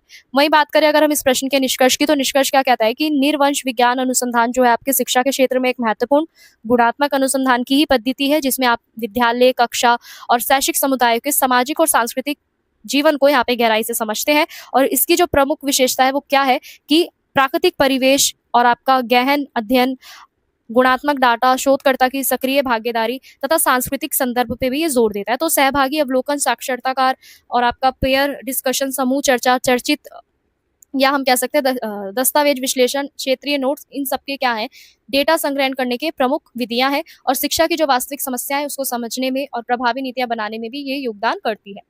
वहीं स्टूडेंट्स अगर हम बात करें प्रश्न नंबर 6 की, तो देखो शिक्षा में प्रयोगात्मक अनुसंधान का क्या अर्थ है, उसकी क्या विशेषता है, ये बतानी है। वहीं शिक्षा में जो आपका प्रयोगात्मक अनुसंधान है, इसकी क्षमता और इसकी सीमाओं पर भी हमें एक आलोचनात्मक टिप्पणी देनी है। तो वहीं अगर हम एक छोटे से इंट्रो से बात करें, तो देखो छोटे से इंट्रो से समझे तो आपका प्रयोगात्मक अनुसंधान जो है, ये भी क्या है, आपका वैज्ञानिक अनुसंधान पद्धति है, जिसमें किसी भी एक विशेष वेरिएबल यानी आपके चर को यहाँ पे प्रभावशाली ढंग से यहाँ पे क्या किया जाता है, अध्ययन किया जाता है, समझा जाता है। इसका बेसिकली उद्देश्य क्या होता है कि कार्य कारण संबंधों की पहचान करना होता है। शिक्षा के क्षेत्र में आपकी जो नई शिक्षण विधियां हैं, पाठ्यक्रम है, तकनीक है, शैक्षिक कार्यक्रम जो है, इसकी प्रभावशीलता का प्रशिक्षण करना होता है, और ये ज्यादातर आपका साइंटिफिक बेस्ड होता है। तो चलिए इसकी विशेषताओं को समझते हैं। तो देखो अगर विशेषता और अर्थ की बात करें, तो ये कार्य कारण संबंधों का अध्ययन करता है। यानी बेसिकली इसका उद्देश्य क्या होता है कि एक वेरिएबल में चेंजेस करते हैं अगर हम, तो दूसरे वेरिएबल में उसका क्या इफेक्ट पड़ेगा, यानी एक चर में अगर हम परिवर्तन ला रहे हैं तो दूसरे चर में क्या इसका प्रभाव पड़ेगा, ये उसमें हमारी मदद करता है। इसके कारण और परिणाम भी हमें यहाँ पे स्पष्ट रूप से देखने को मिलते हैं, और अधिक वैज्ञानिक भी ये बनता है। और परिणाम भी जो होते हैं आपके, वो निष्कर्ष प्रमाण पे ये क्या होता है, प्रमाण पे ये क्या होता है, आधारित होता है, और शैक्षिक समस्याओं का समाधान खोजने में भी इससे सहायता मिलती है। वहीं अगर हम बात करें नियंत्रण परिस्थितियों की, तो देखो इस अनुसंधान में आपका अध्ययन जो है वो नियंत्रित वातावरण में किया जाता है। शोधकर्ता भारी कारकों को यहाँ पे नियंत्रित करने का प्रयास करता है। इससे जो आपके परिणामों की जो शुद्धता है वो भी बढ़ती है, प्रभावों का सही मूल्यांकन मिलता है, और निष्कर्ष भी जो है आपके अधिक विश्वसनीय बनते हैं। वहीं अगर हम बात करें प्रयोगात्मक और नियंत्रण समूह की, तो देखो प्रयोगात्मक और नियंत्रण समूह यहाँ पे दो तरीके के पाए जाते हैं। एक होता है आपका प्रयोगात्मक और एक होता है नियंत्रण समूह। प्रयोगात्मक समूह क्या होता है, ये नए नए आपके विधियों को, नए नए उपचारों को यहाँ पे लागू करता है। वही नियंत्रण समूह क्या करता है कि इसमें कोई भी चेंजेस यहाँ पे नहीं करता। दोनों परिणामों की यहाँ पे क्या की जाती है, कंपैरिजन किया जाता है, तुलना की जाती है। इससे प्रभाव का सटीक जो अवलोकन है, आकलन जो है वो हमें देखने को मिलता है। वहीं बात करें वस्तुनिष्ठता और आपका मापन, तो देखो इस पद्धति में ना डेटा का जो संग्रहण होता है, विश्लेषण जो होता है, वो साइंटिफिक तरीके से होता है, यानी वैज्ञानिक तरीके से यहाँ पे किया जाता है। परिमाणों को यहाँ पे मापने के लिए परीक्षण सांख्यिकीय तकनीकों का यूज किया जाता है। व्यक्तिगत पूर्वग्रहों की जो संभावना है, यानी पक्षपात की जो संभावना है, वो कम होती है, और आपके जो निष्कर्ष जो है, कंक्लूजन जो है, वो भी आपके ज्यादातर निष्पक्ष रूप से देखने को मिलते हैं, और शोध जो है आपकी रिसर्च जो है उसकी विश्वसनीयता बढ़ती है। वही बात करें परिकल्पना का प्रशिक्षण, यानी आपका कल्पना का परीक्षण की बात करें, तो देखो प्रयोगात्मक अनुसंधान में ना पूर्व निर्धारित परिकल्पना यहाँ पे बनाई जाती है। प्रयोग के माध्यम से यहाँ पे सत्य की जांच की जाती है। इससे जो सिद्धांतों का जो परीक्षण है वो संभव होता है, नए ज्ञान भी विकसित होता है, और अनुसंधान जो है आपका वो और भी ज्यादा अधिक व्यवस्थित यहाँ पे बनता है। वहीं अगर हम बात करें शिक्षा में आपका जो प्रयोगात्मक अनुसंधान है, इसका क्या महत्व है, तो देखो ये नए नए टीचिंग मेथड्स को यहाँ पे क्या करता है, उसका परीक्षण करता है। ठीक है, नई शिक्षण विधियों को ये शामिल करता है। इससे हमें ये पता चलता है कि कौन सी विधि सबसे ज्यादा आपकी उपयोगी सिद्ध हुई है शिक्षा के अंदर, शिक्षण की जो गुणवत्ता है, कहाँ पे सुधार की जरूरत है, विद्यार्थियों की जो अचीवमेंट है वो बड़ी है या नहीं बड़ी है, और आपकी एजुकेशन जो है वो इफेक्टिव बनी है या नहीं बनी है। वहीं आपका शिक्षा के क्षेत्र में नए मूल्यों को ये क्या करता है, नवाचारों को और नए मूल्यों को यहाँ पे उनका मूल्यांकन करता है, यानी विद्यालय और आपका महाविद्यालय में ये लागू किए जाते हैं। इससे रिलेटेड आपकी प्लानिंग, ठीक है, आपकी कार्यक्रम, इन सबका यहाँ पे क्या किया जाता है, मूल्यांकन किया जाता है। उसकी सफलता और कमियों की यहाँ पे पहचान की जाती है, सुधार के अवसर मिलते हैं, और संसाधनों का बेहतर जो उपयोग है वो भी संभव होता है। तो नीति निर्माण में भी ये सहायता यहाँ पे करती है। वही बात करें अगर हम वैज्ञानिक और विश्वसनीय परिणाम की, तो देखो ये जो होता है ना, ये आपका वैज्ञानिक पद्धति पे बेस्ड होता है, यानी नियंत्रित परिस्थितियों में आपके जो भी परिणाम होते हैं वो ज्यादातर आपके सटीक निकलते हैं, विश्वसनीय निकलते हैं। निष्कर्ष की जो सत्यता है, इसका भी यहाँ पे परीक्षण किया जाता है। इससे जो आपकी रिसर्च की जो क्वालिटी है वो बढ़ती है, और निर्णय अधिक प्रामाणिक आपके बनते हैं। वहीं अगर हम बात करें अगले पॉइंट की, शैक्षिक समस्याओं के समाधान में भी ये सहायक होता है, यानी शिक्षा से जुड़ी जितनी भी आपकी समस्याएं उनको समझने में, उनके कारणों को जानने में, नई खोजों को ऐड ऑन करने में ये हेल्प करता है। इससे आपका जो पूरा समाधान जो है वो और भी ज्यादा आपके प्रभावी बनता है, शिक्षा व्यवस्था में सुधार की संभावना होती है, और छात्रों को भी यहाँ पे हमें लाभ देखने को मिलता है। वही बात करें अगर हम नीति निर्माण में योगदान, तो देखो प्रयोगात्मक अनुसंधान से जो भी आपको यहाँ पे निष्कर्ष प्राप्त हो रहे हैं वो शिक्षा नीति निर्माण के लिए बहुत ज्यादा यूजफुल होते हैं। नई नीतियों को बनाना, नए कार्यक्रमों को बनाना इसमें आसान हो जाता है, और इसके जो साक्ष्य होते हैं ना वो आधारित निर्णय यहाँ पे लेते हैं। तो नीति इससे और भी ज्यादा आपकी प्रभावी बनती है, और शिक्षा का विकास होता है।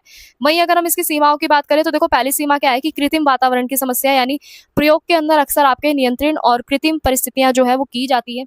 ठीक है, यानी वास्तविक जीवन की जो परिस्थितियां हैं इससे अलग हो सकती है, इसलिए आपका परिणाम भी हमेशा व्यवहारिक रूप से हमें देखने को नहीं मिलते, कई बार उसमें चेंजेस देखने को मिलते हैं, तो निष्कर्ष भी आपका जो है सीमित हो सकता है।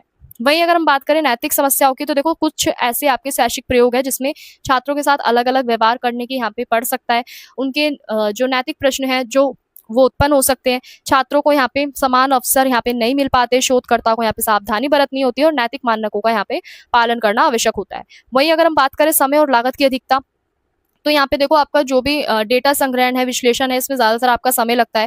पर्याप्त संसाधनों की आवश्यकता भी हमें होती है और लागत की अपेक्षा यहाँ पे बहुत ज्यादा होती है। तो छोटे संस्थानों के लिए ना, यानी छोटे इंस्टीट्यूशंस के लिए ये करना बहुत ज्यादा कठिन हो सकता है, तो इसलिए इनका जो उपयोग है ना वो सीमित हो सकता है।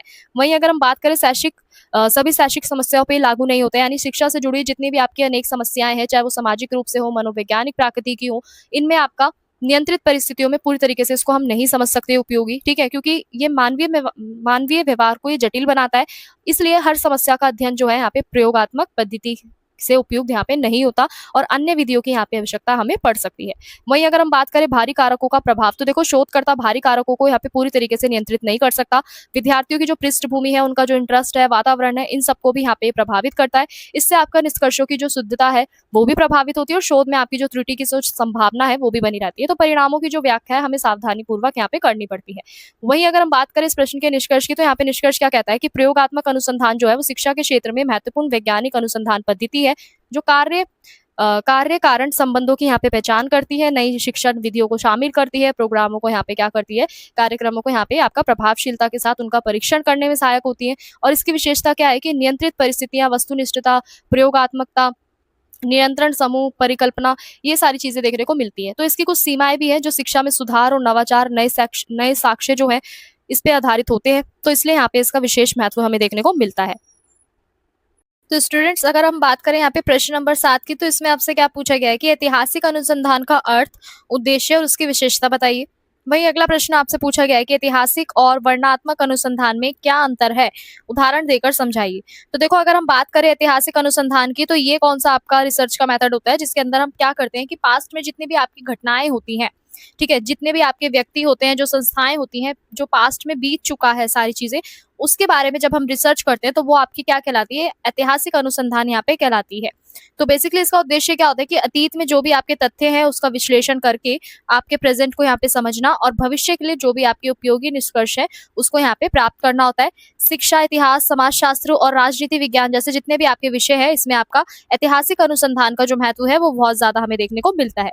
वही बात करें ऐतिहासिक अनुसंधान का अर्थ और इसके उद्देश्य की, तो देखो पहला क्या है कि अतीत की घटनाओं का अध्ययन करना, यानी ऐतिहासिक अनुसंधान का मुख्य उद्देश्य क्या है कि अतीत की घटनाओं के बारे में अध्ययन करना, जानना और उनमें से जितने भी आपके पास उपलब्ध स्रोत जो है आपके, उसको क्या करना, उसके बेस पर ही आपके फैक्ट को कलेक्ट करना, घटनाओं को यहाँ पे क्रमबद्ध विश्लेषण करना और इससे आपका जो इतिहास है उसकी सही समझ भी यहाँ पे विकसित होती है और अतीत और वर्तमान के बीच का जो संबंध है वो भी स्पष्ट होता है। वही बात करें तथ्यों की सत्यता की जांच करना, यानी ऐतिहासिक अनुसंधान केवल आपकी घटनाओं का वर्णन नहीं करता बल्कि आपकी सत्यता को भी दिखाता है कि कितनी वो सच है वो सारी चीजें। तो विभिन्न स्रोतों की तुलना यहाँ पे की जाती है, कंपैरिजन किया जाता है और परिणाम भी जो आपके होते हैं वो इसी के आधार पर आपका कंक्लूजन निकाले जाते हैं और इससे आपकी जो रिसर्च है वो और भी ज्यादा ट्रस्टेबल बनती है और ऐतिहासिक तथ्यों की प्रामाणिकता स्थापित यहाँ पे होती है।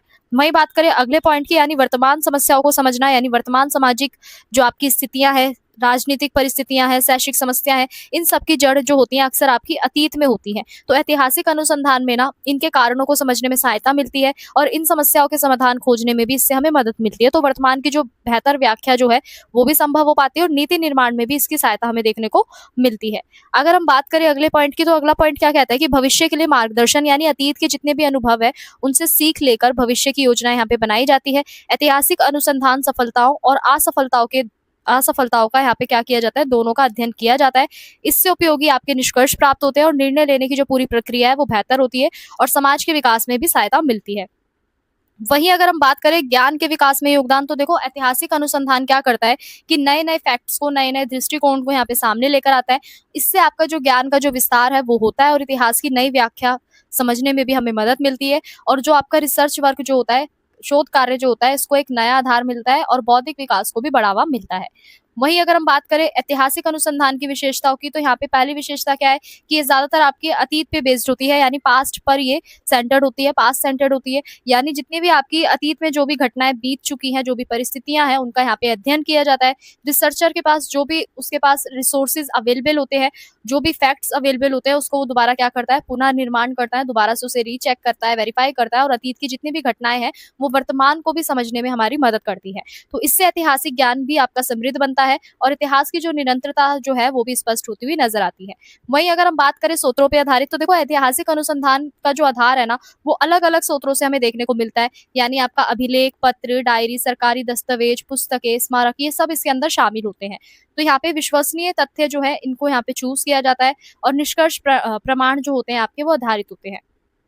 वहीं अगर हम बात करें आलोचनात्मक विश्लेषण, तो देखो इस अनुसंधान में केवल आपका फैक्ट ही कलेक्ट नहीं करे जाते, तथ्य को एकत्रित नहीं किया जाता, बल्कि उसका आलोचनात्मक परीक्षण भी किया जाता है। यानी स्रोतों की जो विश्वसनीयता है, जो पक्षपात जो है, इन सब का मूल्यांकन किया जाता है। ज्यादातर जो यहाँ पे गलतियां जो होती हैं, त्रुटियां जो होती है, इसकी संभावना हमें कम देखने को मिलती है। रिसर्च आपकी साइंटिफिक बनती है और इसका जो कंक्लूजन निकलता है वो भी क्वालिटी वाला निकलता है, यानी निष्कर्ष भी आपका गुणवत्ता से भरा हुआ निकलता है। वहीं अगर हम बात करें वर्णनात्मक और व्याख्यात्मक प्रकृति, तो देखो ऐतिहासिक अनुसंधान घटनाओं के अंदर ना आपका पूरी तरीके से इसमें वर्णन भी किया जाता है और आपका व्याख्या भी की जाती है, यानी पूरा डिटेल में बताया जाता है किसी भी घटनाओं के कारणों को, किसी भी आपका जो भी घटनाएं थी उसको पूरा एक व्याख्या रूप दिया जाता है, व्याख्यात्मक, यानी पूरा डिटेल में बताया जाता है और घटनाओं के जो पीछे के कारण है, उसके जो परिणाम है, इन सबको भी यहाँ पे क्या किया जाता है, एनालाइज किया जाता है, गहराई से समझा जाता है और ऐतिहासिक प्रक्रियाएं जो होती है इसमें स्पष्ट होती है और इससे आपका जो अध्ययन है वो भी अर्थपूर्ण बनता है। वहीं अगर हम बात करें वस्तुनिष्ठता का प्रयास, तो देखो शोधकर्ता जो है वो निष्पक्ष रहकर यहाँ पे सारे तथ्यों का अध्ययन करता है, व्यक्तिगत पूर्वग्रहों से बचने का ये प्रयास करता है, प्रमाणों के आधार पर ही यहाँ पे निष्कर्ष आपके निकाले जाते हैं और शोध भी आपकी यहाँ पे क्या बनती है, विश्वसनीय बनती है। तो ये ऐतिहासिक सत्य के पास पहुंचने में ये हमारी हेल्प करता है। वहीं अगर हम बात करें ऐतिहासिक और वर्णनात्मक अनुसंधान में, अब इन दोनों में क्या अंतर है, क्या डिफरेंस है, तो देखो पहले पॉइंट की अगर हम बात करें तो यहाँ पे इसके अंदर ना सब्जेक्ट जो आपका अध्ययन का जो विषय है, यानी जिस भी चीज के बारे में आप डिटेल में पढ़ रहे हैं, समझ रहे हैं, अध्ययन कर रहे हैं, ये कैसा होता है। तो देखो ऐतिहासिक अनुसंधान में ना हम ज्यादातर अतीत की घटनाओं का अध्ययन करते हैं, उसके बारे में डिटेल में स्टडी करते हैं। जबकि अगर हम बात करें वर्णनात्मक अनुसंधान की, तो ये आपकी वर्तमान पे बेस्ड होती है, यानी प्रेजेंट पे बेस्ड होती है। वहीं ऐतिहासिक आपका पास्ट पे बेस्ड होती है। तो अनुसंधान जो है आपका वर्णनात्मक अनुसंधान, इसमें हम प्रेजेंट की जो भी आपकी सिचुएशन होती है, जो भी परिस्थितियां होती है, समस्याएं होती है, उस पर हम डिटेल में स्टडी करते हैं और दोनों का ही संदर्भ क्या है, यहाँ पे अलग अलग होता है। ऐतिहासिक अनुसंधान आपका अतीत पे बेस्ड होता है और वर्णनात्मक अनुसंधान आपका वर्तमान, यानी आपका प्रेजेंट की स्थिति को समझने में हमारी मदद करता है। तो दोनों का उद्देश्य क्या है, यहाँ पे अलग अलग हमें देखने को मिलता है।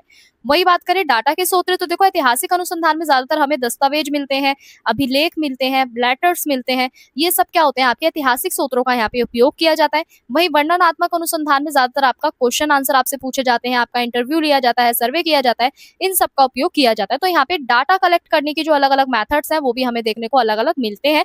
तो शोध की जो पूरी प्रकृति है, यानी शोध यानी आपका रिसर्च जो है, इसका पूरा स्ट्रक्चर जो है वो भी अलग होता है और इसके परिणाम जो होते हैं वो भी हमें अलग देखने को मिलते हैं। वही बात करें इसके उद्देश्य की, तो देखो ऐतिहासिक अनुसंधान का बेसिकली उद्देश्य क्या है कि अतीत की घटनाओं की व्याख्या करना। वही वर्णनात्मक अनुसंधान का उद्देश्य क्या है कि वर्तमान की स्थितियों का विवरण प्रस्तुत करना, यानी बताना। ऐतिहासिक अनुसंधान क्या बताता है, कारण और परिणामों को समझाने में मदद करता है। वही आपका वर्णनात्मक अनुसंधान क्या करता है, जो भी आपके फैक्ट होते हैं उनको हमारे सामने रिप्रेजेंट करता है, चित्रित करता है या चित्रण करता है। तो दोनों की जो उपयोगिता है ना वो अलग अलग है। वही एक उदाहरण से समझे, तो देखो यदि कोई शोध करता है, वो भारत की शिक्षा व्यवस्था के विकास का यहाँ पे क्या करता है, कोई भी एक रिसर्चर है, फॉर एग्जाम्पल वो इंडिया का जो एजुकेशन सिस्टम है उसके बारे में डिटेल में स्टडी करता है और ऐतिहासिक अनुसंधान वो कहलाएगा। वहीं अगर कोई रिसर्चर है जो प्रेजेंट में आपके स्कूल्स के जो स्टूडेंट्स हैं उनके अचीवमेंट और इन सब के बारे में, अचीवमेंट के बारे में, उनकी प्रोग्रेस के बारे में यहाँ पे सर्वे करता है, तो वो आपका क्या कहलाएगा, वर्णनात्मक अनुसंधान कहलाएगा। तो दोनों का जो स्टडी का जो क्षेत्र है, यानी आपका अध्ययन करने का जो क्षेत्र है वो अलग है, लेकिन अनुसंधान की विधियां भी यहाँ पे अलग है और इसके जो निष्कर्ष जो है उसका स्वरूप भी हमें अलग देखने को मिलता है। वही बात करें निष्कर्षों की प्रकृति की, तो देखो ऐतिहासिक अनुसंधान में ना जो आपके निष्कर्ष हैं वो ज्यादातर आपकी अतीत की घटनाओं से संबंधित होते हैं। वर्णनात्मक अनुसंधान के निष्कर्ष जो होते हैं आपके वर्तमान तथ्य और आंकड़ों को यहाँ पे क्या करते हैं, प्रस्तुत करते हैं। ऐतिहासिक अनुसंधान जो है इसके कारणों को यहाँ पे समझाता है, और वर्णनात्मक क्या करता है, वर्तमान की स्थिति को हमें यहाँ पे बताता है। तो दोनों ही क्या कर रहे हैं, आपके ज्ञान को ना यहाँ पे आपके ज्ञान के निर्माण को यहाँ पे मजबूत कर रहे हैं। वहीं अगर हम बात करें इस प्रश्न के निष्कर्ष की, तो देखो ऐतिहासिक अनुसंधान आपका अतीत की घटनाओं को बता रहा है, तथ्यों को बता रहा है, वैज्ञानिक और आलोचनात्मक अध्ययन यहाँ पे कर रहा है, और इसका उद्देश्य क्या है कि जिसका उद्देश्य है कि वर्तमान को समझना और भविष्य के लिए मार्गदर्शन देना। इसकी प्रमुख विशेषताएं क्या थी कि जितने भी आपके पास स्रोत उपलब्ध है उसके आधार पर ही यहाँ पे आलोचनात्मक वर्णन करना, वस्तुनिष्ठता बताना, व्याख्यात्मक प्रकृति देना। और वही अगर हम बात करें वर्णनात्मक अनुसंधान की, तो ये क्या कर रहा है, वर्तमान की परिस्थितियों का अध्ययन कर रहा है, और दोनों ही अनुसंधान आपकी अलग अलग पद्धतियों को अपने क्षेत्र में उपयोग में ला रहे हैं और ज्ञान के विकास में महत्वपूर्ण योगदान ये दे रहे हैं। अब हम बात करते हैं अगले प्रश्न की, प्रश्न नंबर 8 की। प्रश्न नंबर 8 आपसे क्या पूछा गया है कि वर्णनात्मक अनुसंधान का अर्थ और उसकी प्रमुख विशेषता बताइए। वहीं ऐतिहासिक और वर्णनात्मक अनुसंधान में क्या अंतर है, उदाहरण देकर समझाइए। तो देखो अगर हम बात करें यहाँ पे आपके एक छोटे से इंट्रो की, जैसा अभी हमने ऊपर जाना, वर्णनात्मक अनुसंधान क्या है कि जो आपकी वर्तमान की जो समस्याएं हैं, यानी आपका जो किसी भी इसका बेसिकली उद्देश्य क्या है कि किसी भी व्यक्ति, समूह, संस्था, घटना, परिस्थितियों की जो भी आपकी वर्तमान परिस्थितियां जो है, वर्तमान स्थिति जो है, उसका वर्णन करना ही आपका वर्णनात्मक अनुसंधान यहाँ पे कहलाता है। और ये ज्यादातर आपका व्यवस्थित रूप से होता है और फैक्ट बेस्ड होता है। तो इसमें रिसर्चर किसी भी समस्या को, किसी भी प्रॉब्लम को बिना किसी हस्तक्षेप करे ही यहाँ पे क्या करता है, पढ़ता है, समझता है, वास्तविक स्थिति का यहाँ पे चित्र प्रस्तुत करता है। शिक्षा, समाजशास्त्र, मनोविज्ञान और जनमत सर्वे जैसे आपके जितने भी क्षेत्र हैं उसमें इसका यूज किया जाता है। वहीं अगर हम बात करें इसके उद्देश्य की, तो देखो पहला उद्देश्य क्या कहता है कि वर्तमान स्थिति का अध्ययन करना, यानी वर्णनात्मक अनुसंधान क्या कर रहा है, विशेष रूप से जो भी आपकी वर्तमान की स्थिति है उसको यहाँ पे पता लगा रहा है। इसका उद्देश्य क्या है कि कोई भी घटना है, कोई भी समस्या है, उसकी वर्तमान स्थिति क्या है, और शोधकर्ता जो है आपके, यानी रिसर्चर जो है यहाँ पे उनके तथ्यों को यहाँ पे क्या कर रहा है, वो फैक्ट को यहाँ पे एक सिस्टमैटिक रूप से अपने पास कलेक्ट कर रहा है, संग्रहित कर रहा है तथ्यों को व्यवस्थित रूप से, और यहाँ पे वर्तमान स्थिति का यहाँ पे स्पष्ट रूप से पता लगा रहा है। तो यहाँ पे उसका जो अध्ययन जो है, स्टडी जो है, वो और भी ज्यादा यहाँ पे व्यवहारिक बन रही है। वहीं अगर हम बात करें अगले पॉइंट की, यानी तथ्यों का व्यवस्थित वर्णन, यानी इस अनुसंधान में ना ज्यादातर आपके जो तथ्य हैं उनको एकत्रित यहाँ पे करा जाता है, कलेक्ट करा जाता है, और उनको एक सीक्वेंस दिया जाता है, यानी क्रमबद्ध वर्णन उनका किया जाता है। यानी किसी भी विषय की जो विशेषताएं हैं उसको विस्तार रूप से यहाँ पे प्रस्तुत किया जाता है। इससे आपका जो विषय की जो स्पष्टता है वो विकसित होती है। निष्कर्ष आपका तथ्यात्मक आधार पर तैयार किए जाते हैं और जानकारी आपकी और भी ज्यादा विश्वसनीय बनती है। वहीं बात करें अगले पॉइंट की, तो देखो समस्याओं की पहचान, यानी वर्णनात्मक अनुसंधान जो है आपके सामाजिक और शैक्षिक समस्याओं की यहाँ पे क्या करते हैं, पहचान करने में सहायक होते हैं। इससे समस्याओं की जो वास्तविक और प्रकृति जो है उसकी पता चलता है। सुधार के क्षेत्रों की पहचान हमें देखने को मिलती है, नीति निर्माण में सहायता मिलती है, और निर्णय लेने की जो आपकी पूरी प्रक्रिया है वो बेहतर बनती है। वहीं ये आपका निर्णय लेने में भी सहायता करता है, यानी इस अनुसंधान से जो भी हमें डाटा कलेक्ट मिलता है, जो भी आंकड़े मिलते हैं, जो भी निष्कर्ष मिलता है, यहाँ पे ये प्रशासनिक और शैक्षणिक निर्णय लेने में उपयोगी सिद्ध होता है। तो योजनाओं और कार्यक्रमों का जो यहाँ पे मूल्यांकन है वो किया जाता है, वास्तविक आवश्यकताओं की जानकारी मिलती है, और संसाधनों को यहाँ पे बेहतर ढंग से उपयोग करना संभव हो पाता है। इससे आपकी कार्यकुशलता में भी वृद्धि होती हुई नजर आती है। वहीं अगले पॉइंट की बात करें, तो अगला पॉइंट आपका क्या कह रहा है, भविष्य के अनुसंधान का आधार। तो देखो वर्णनात्मक अनुसंधान आगे होने वाले जितने भी आपकी रिसर्च कार्य हैं, यानी जो आपका शोध कार्य जो है, रिसर्च वर्क जो है, इसके लिए एक बेस तैयार करता है। नई नई जो आपकी प्रॉब्लम्स है, जो परिकल्पना है, इसकी पहचान करता है। शोध का दायरा यहाँ पे विस्तृत होता है, ज्ञान भी आपका क्या होता है, यहाँ पे डेवलप होता है, नॉलेज डेवलप होती है, और अनुसंधान को भी यहाँ पे नई जो दिशाएं हैं वो मिलती है। वहीं अगर हम अगले पॉइंट की बात करें, तो देखो वर्णनात्मक अनुसंधान की कौन कौन सी विशेषता है। तो यहाँ पे पहली विशेषता आपकी क्या कहती है कि वास्तविक परिस्थितियों पर यह आधारित होता है, यानी वर्णनात्मक आपका रियल फैक्ट जो है, या आपकी रियल सिचुएशंस जो है, उसके ऊपर ये बेस्ड होता है। यानी अनुसंधान जो है आपकी वास्तविक जीवन परिस्थितियों का यहाँ पे अध्ययन करता है। रिसर्चर किसी भी तरीके का यहाँ पे आर्टिफिशियल जो चेंजेस है उसको यहाँ पे नहीं करता, यानी कृत्रिम परिवर्तन यहाँ पे नहीं करता। बेसिकली जो उसके पास जो फैक्ट जो होते हैं उन्हें वो प्राकृतिक रूप में देखता है। इससे आपके जो कंक्लूजन है वो और भी ज्यादा आपके अधिक प्रामाणिक बनते हैं, और अध्ययन की जो विश्वसनीयता है वो भी बढ़ती है। वहीं अगला पॉइंट क्या कहता है कि तथ्य संग्रहण पर बल, यानी आपका वर्णनात्मक अनुसंधान जो है यहाँ पे आपका डेटा संग्रहण को ज्यादा ये विशेष महत्व देता है, जिसमें आपका प्रश्नावली, साक्षात्कार, अवलोकन, सर्वेक्षण जैसी जो विधियां हैं इनका यूज किया जाता है, और पर्याप्त जानकारी यहाँ पे एकत्रित की जाती है। तो निष्कर्ष जो होते हैं आपके तथ्यों पर आधारित होते हैं, और शोध जो होती है आपकी और भी ज्यादा सटीक यहाँ पे बनती है। वहीं अगला पॉइंट क्या कहता है कि बड़ी जनसंख्या का अध्ययन, यानी ये जो आपका वर्णनात्मक जो अनुसंधान है ज्यादातर आपके बड़े समूहों पर किया जाता है।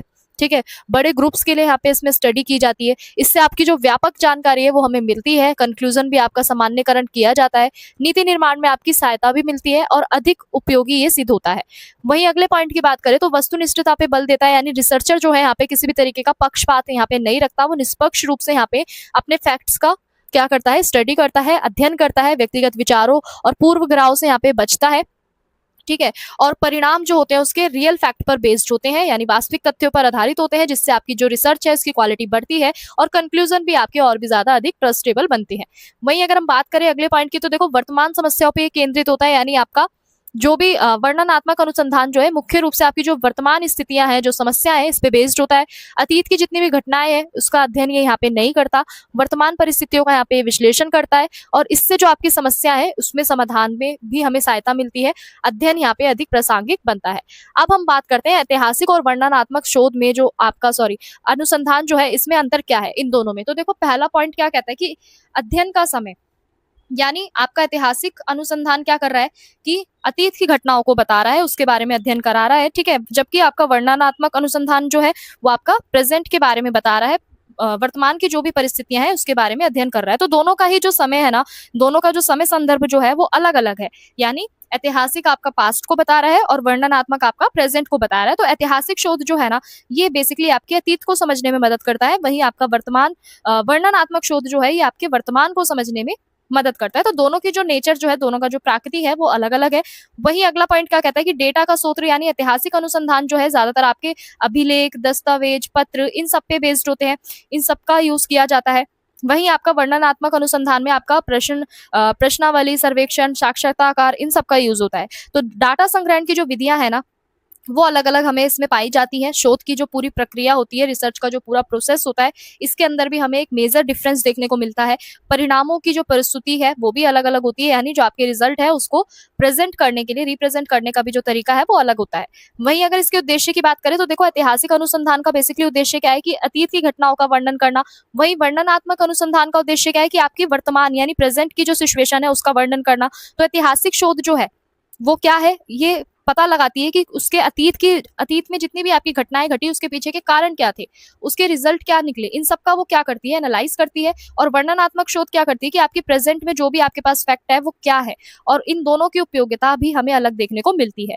उदाहरण से समझे तो देखो यहाँ पे एग्जाम्पल के लिए आपको दिया गया है कि भारत की जो स्वतंत्रता आंदोलन का जो अध्ययन है वो ऐतिहासिक अनुसंधान का एक उदाहरण है। यानी हमने क्या करा, भारत की स्वतंत्रता आंदोलन का अध्ययन यहाँ पे करा, तो वो आपकी कौन सी कहलाती है, ऐतिहासिक अनुसंधान कहलाती है। वही आपका वर्तमान में जो आपके विद्यार्थी है, वर्तमान में विद्यार्थियों की जो ऑनलाइन शिक्षा की प्रति जो उनकी जो राय है, इसके ऊपर हम एक सर्वे करते हैं, तो वो आपका वर्णनात्मक अनुसंधान का उदाहरण माना जाएगा। तो दोनों ही क्या है, अध्ययन के क्षेत्र में अलग अलग है, शोध की तकनीकें भी इनके अलग अलग है और निष्कर्ष का जो स्वरूप है वो भी हमें अलग अलग देखने को मिल रहा है। वही अगर हम बात करें निष्कर्षों की प्राकृति की, तो देखो ऐतिहासिक अनुसंधान के जो निष्कर्ष है वो ज्यादातर आपकी अतीत की घटनाओं की यहाँ पे क्या करते हैं, व्याख्या करते हैं, इसी पे बेस्ड होते हैं।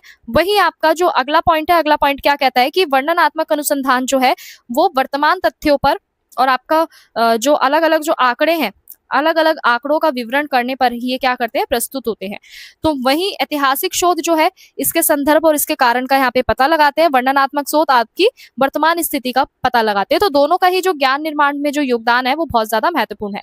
अब हम बात करते हैं इस प्रश्न के निष्कर्ष की। तो यहाँ पे आपका ये निष्कर्ष क्या कहता है इस प्रश्न का कि वर्णनात्मक अनुसंधान जो है वो वर्तमान परिस्थितियों को और समस्या को समझने में हमारी मदद करता है और व्यवस्थित और तथ्यात्मक अध्ययन करने के लिए एक महत्वपूर्ण आपका ये मेथड माना जाता है। वहीं इसकी प्रमुख विशेषताएं क्या है कि वास्तविक परिस्थितियों का अध्ययन करना, तथ्यों को संग्रहण करना, वस्तुनिष्ठता बताना, वर्तमान समस्याओं पर केंद्रित होना। वहीं दूसरी ओर ऐतिहासिक अनुसंधान जो है वो आपकी अतीत की घटनाओं का अध्ययन करना। और दोनों अनुसंधान पद्धतियां अपने अपने क्षेत्र में महत्वपूर्ण है, लेकिन शिक्षा और समाज दोनों के विकास में ये अपना क्या कर रही है, उपयोगी योगदान यहाँ पे दे रही है। तो इसी के साथ हमने ये जाना। अब हम बात करते हैं अगले प्रश्न की, प्रश्न नंबर 9 की। तो प्रश्न नंबर 9 में आपसे क्या पूछा गया है कि अनुसंधान नैतिकता क्या है, इसके प्रमुख सिद्धांतों की व्याख्या कीजिए। वही अगला प्रश्न इस तरीके से पूछा जा सकता है कि अनुसंधान नैतिकता पर संक्षिप्त टिप्पणी लिखिए। तो देखो यहाँ पे अनुसंधान नैतिकता क्या है कि उन नैतिक मूल्य यानी आपके उन एथिक्स वैल्यू से है, प्रिंसिपल्स यानी आपके सिद्धांत और नियमों का एक समूह ये माना जाता है जिसका पालन करना पड़ता है एक रिसर्चर को। ठीक है। रिसर्चर को अपनी रिसर्च वर्क करते टाइम नैतिक मूल्य, नैतिक सिद्धांत, नियमों का यहाँ पे पालन करना पड़ता है। इसका बेसिकली उद्देश्य क्या है कि आपके अनुसंधान की सत्यता, विश्वसनीयता, निष्पक्षता और प्रतिभागों के जितने भी अधिकार हैं उनकी रक्षा सुनिश्चित करना। तो अनुसंधान जो है आपका नैतिकता और शोध कार्य को यहाँ पे ईमानदार और जिम्मेदार और समाज के लिए उपयोगी बनाती है। किसी भी सफल और विश्वसनीय अनुसंधान के लिए यहाँ पे आपके जो नैतिक सिद्धांत जो है इसका पालन करना जरूरी होता है। अब हम बात करते हैं अनुसंधान नैतिकता का अर्थ क्या है, इसका महत्व क्या है। तो देखो पहला पॉइंट क्या कहता है कि सत्यनिष्ठता और ईमानदारी, यानी एक रिसर्चर को यहाँ पे इस तरीके से रिसर्च करनी चाहिए, यानी अनुसंधान जो है वो अनुसंधान नैतिकता शोधकर्ता को यहाँ पे सत्य और ईमानदारी के साथ कार्य करने की प्रेरणा देती है। यानी बेसिकली जो रिसर्चर है वो यहाँ पे उसको ये बताया जा रहा है कि वो किस तरीके से ऑनेस्टी और आपका जो यहाँ पे सत्य यानी जो ट्रुथ जो है इसको यहाँ पे इसको फॉलो करके ही अपना रिसर्च वर्क यहाँ पे करेगा, उसको ये मोटिवेशन दिया जाता है। शोध को यानी रिसर्च को किसी भी फैक्ट के बेस्ड पर तोड़ मरोड़ कर वो यहाँ पे प्रस्तुत नहीं कर सकता। जो रियलिटी है, जो वास्तविकता है, उसी के साथ उसे यहाँ पे प्रस्तुत करना है। यानी निष्कर्ष जो है वो आपका वास्तविक डाटा पे ही बेस्ड होना चाहिए, किसी भी तरीके के उसके अंदर चेंजेस नहीं होने चाहिए। इससे आपकी शोध की जो विश्वसनीयता है वो बढ़ती है और ज्ञान का जो सही विकास है वो भी हमें देखने को मिलता है।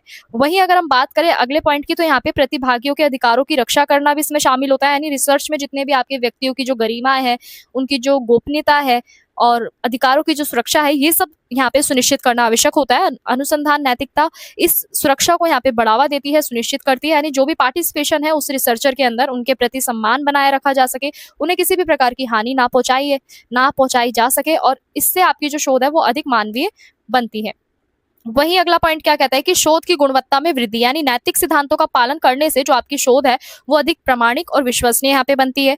त्रुटि और पक्षपात की संभावना यहाँ पे कम होती है। निष्कर्षों की जो आपकी गुणवत्ता है वो भी बढ़ती है और शोध की जो स्वीकृतियां है वो उसमें भी हमें वृद्धि नजर आती है। तो यहाँ पे ज्ञान निर्माण जो है आपका और भी ज्यादा प्रभावी बनता है। वहीं अगला पॉइंट क्या कहता है कि समाज के प्रति उत्तरदायित्व, यानी अनुसंधान का बेसिकली यहाँ पे उद्देश्य क्या है कि सिर्फ आपको ज्ञान प्राप्त कराना नहीं है बल्कि समाज के हित के लिए भी कार्य कराना है। नैतिकता यहाँ पे ये सुनिश्चित कराती है कि जो भी आपकी जो रिसर्च है उसको रिसर्च को करने से यहाँ पे जो आपकी सोसाइटी जो है, समाज को क्या लाभ पहुंच रहा है, ठीक है। यानी आपका जो गलत और जो भ्रामिक जो जानकारी है इससे यहाँ पे बचाया जाता है और सामाजिक विश्वास यहाँ पे बना रहता है और अनुसंधान की उपयोगिता भी बढ़ती है। वहीं अगर हम बात करें शैक्षणिक ईमानदारी को बढ़ावा, यानी आपका अनुसंधान नैतिकता जो है आपकी वो साहित्यिक चोरी, बौद्धिक संपदा का भी यहाँ पे क्या करती है, उल्लंघन करती है। यानी शोधकर्ता जो है यहाँ पे वो दूसरों के कार्यों का उचित संदर्भ देता है और साथ में आपका मौलिकता को भी महत्व देता है। इससे आपकी जो शैक्षिक जो आपकी वातावरण जो है वो स्वस्थ बनता है और अनुसंधान जो है उसकी संस्कृति भी मजबूत होती है। वहीं अगला पॉइंट क्या कहता है कि अनुसंधान नैतिकता के प्रमुख सिद्धांत, यानी सूचित सहमति इसमें जरूरी होती है। यानी शोध में भाग लेने वाले जितने भी व्यक्ति होते हैं उनकी इच्छा के अनुसार ही उनको इसमें इन्वॉल्व किया जाता है, उनकी सहमति के अनुसार ही शोध के अंदर उन्हें भाग लेने के लिए प्रेरित किया जाता है। इससे जो आपका अनुसंधान है उसका उद्देश्य, प्रक्रिया और संभावित प्रभाव जो है उसकी जानकारी दी जाती है और किसी भी तरीके का कोई उन पे दबाव नहीं डाला जाता और प्रतिभागी अपनी इच्छा के अनुसार ही उसमें पार्टिसिपेशन लेते हैं और ये जो है आपका नैतिक अनुसंधान का महत्वपूर्ण सिद्धांत है। वही बात करें गोपनीयता और निजता की, तो देखो जितने भी पार्टिसिपेशन होते हैं ना, जितने भी प्रतिभागी होते हैं वो व्यक्तिगत जानकारी को यहाँ पे गोपनीय रखा जाता है। उनकी पहचान को यहाँ पे बिना अनुमति के सार्वजनिक यहाँ पे नहीं किया जाता। इससे उनका विश्वास यहाँ पे बना रहता है और प्रतिभागी खुद को सुरक्षित महसूस करते हैं और अनुसंधान के अंदर आपकी नैतिकता भी बनी रहती है। वही अगला पॉइंट क्या कहता है कि निष्पक्षता और वस्तुनिष्ठता, यानी शोधकर्ता को यहाँ पे व्यक्तिगत पूर्वग्रहों से मुक्त होकर काम करना चाहिए। डेटा का विश्लेषण निष्पक्ष रूप से करना चाहिए, तथ्यों को यहाँ पे वास्तविक रूप देना चाहिए। इससे आपका जो परिणाम है वो और भी ज्यादा विश्वसनीय और शोध की जो क्वालिटी है, गुणवत्ता जो है वो और भी ज्यादा यहाँ पे बढ़ती है। साहित्यिक चोरी से बचाव, यानी यहाँ पे जो एक रिसर्चर है उसको दूसरों के विचारों को, उसके लेखों को, शोध कार्य को बिना संदर्भ दिए उपयोग यहाँ पे नहीं करना चाहिए, वो अनैतिक माना जाएगा, ठीक है, अनैतिकल माना जाएगा।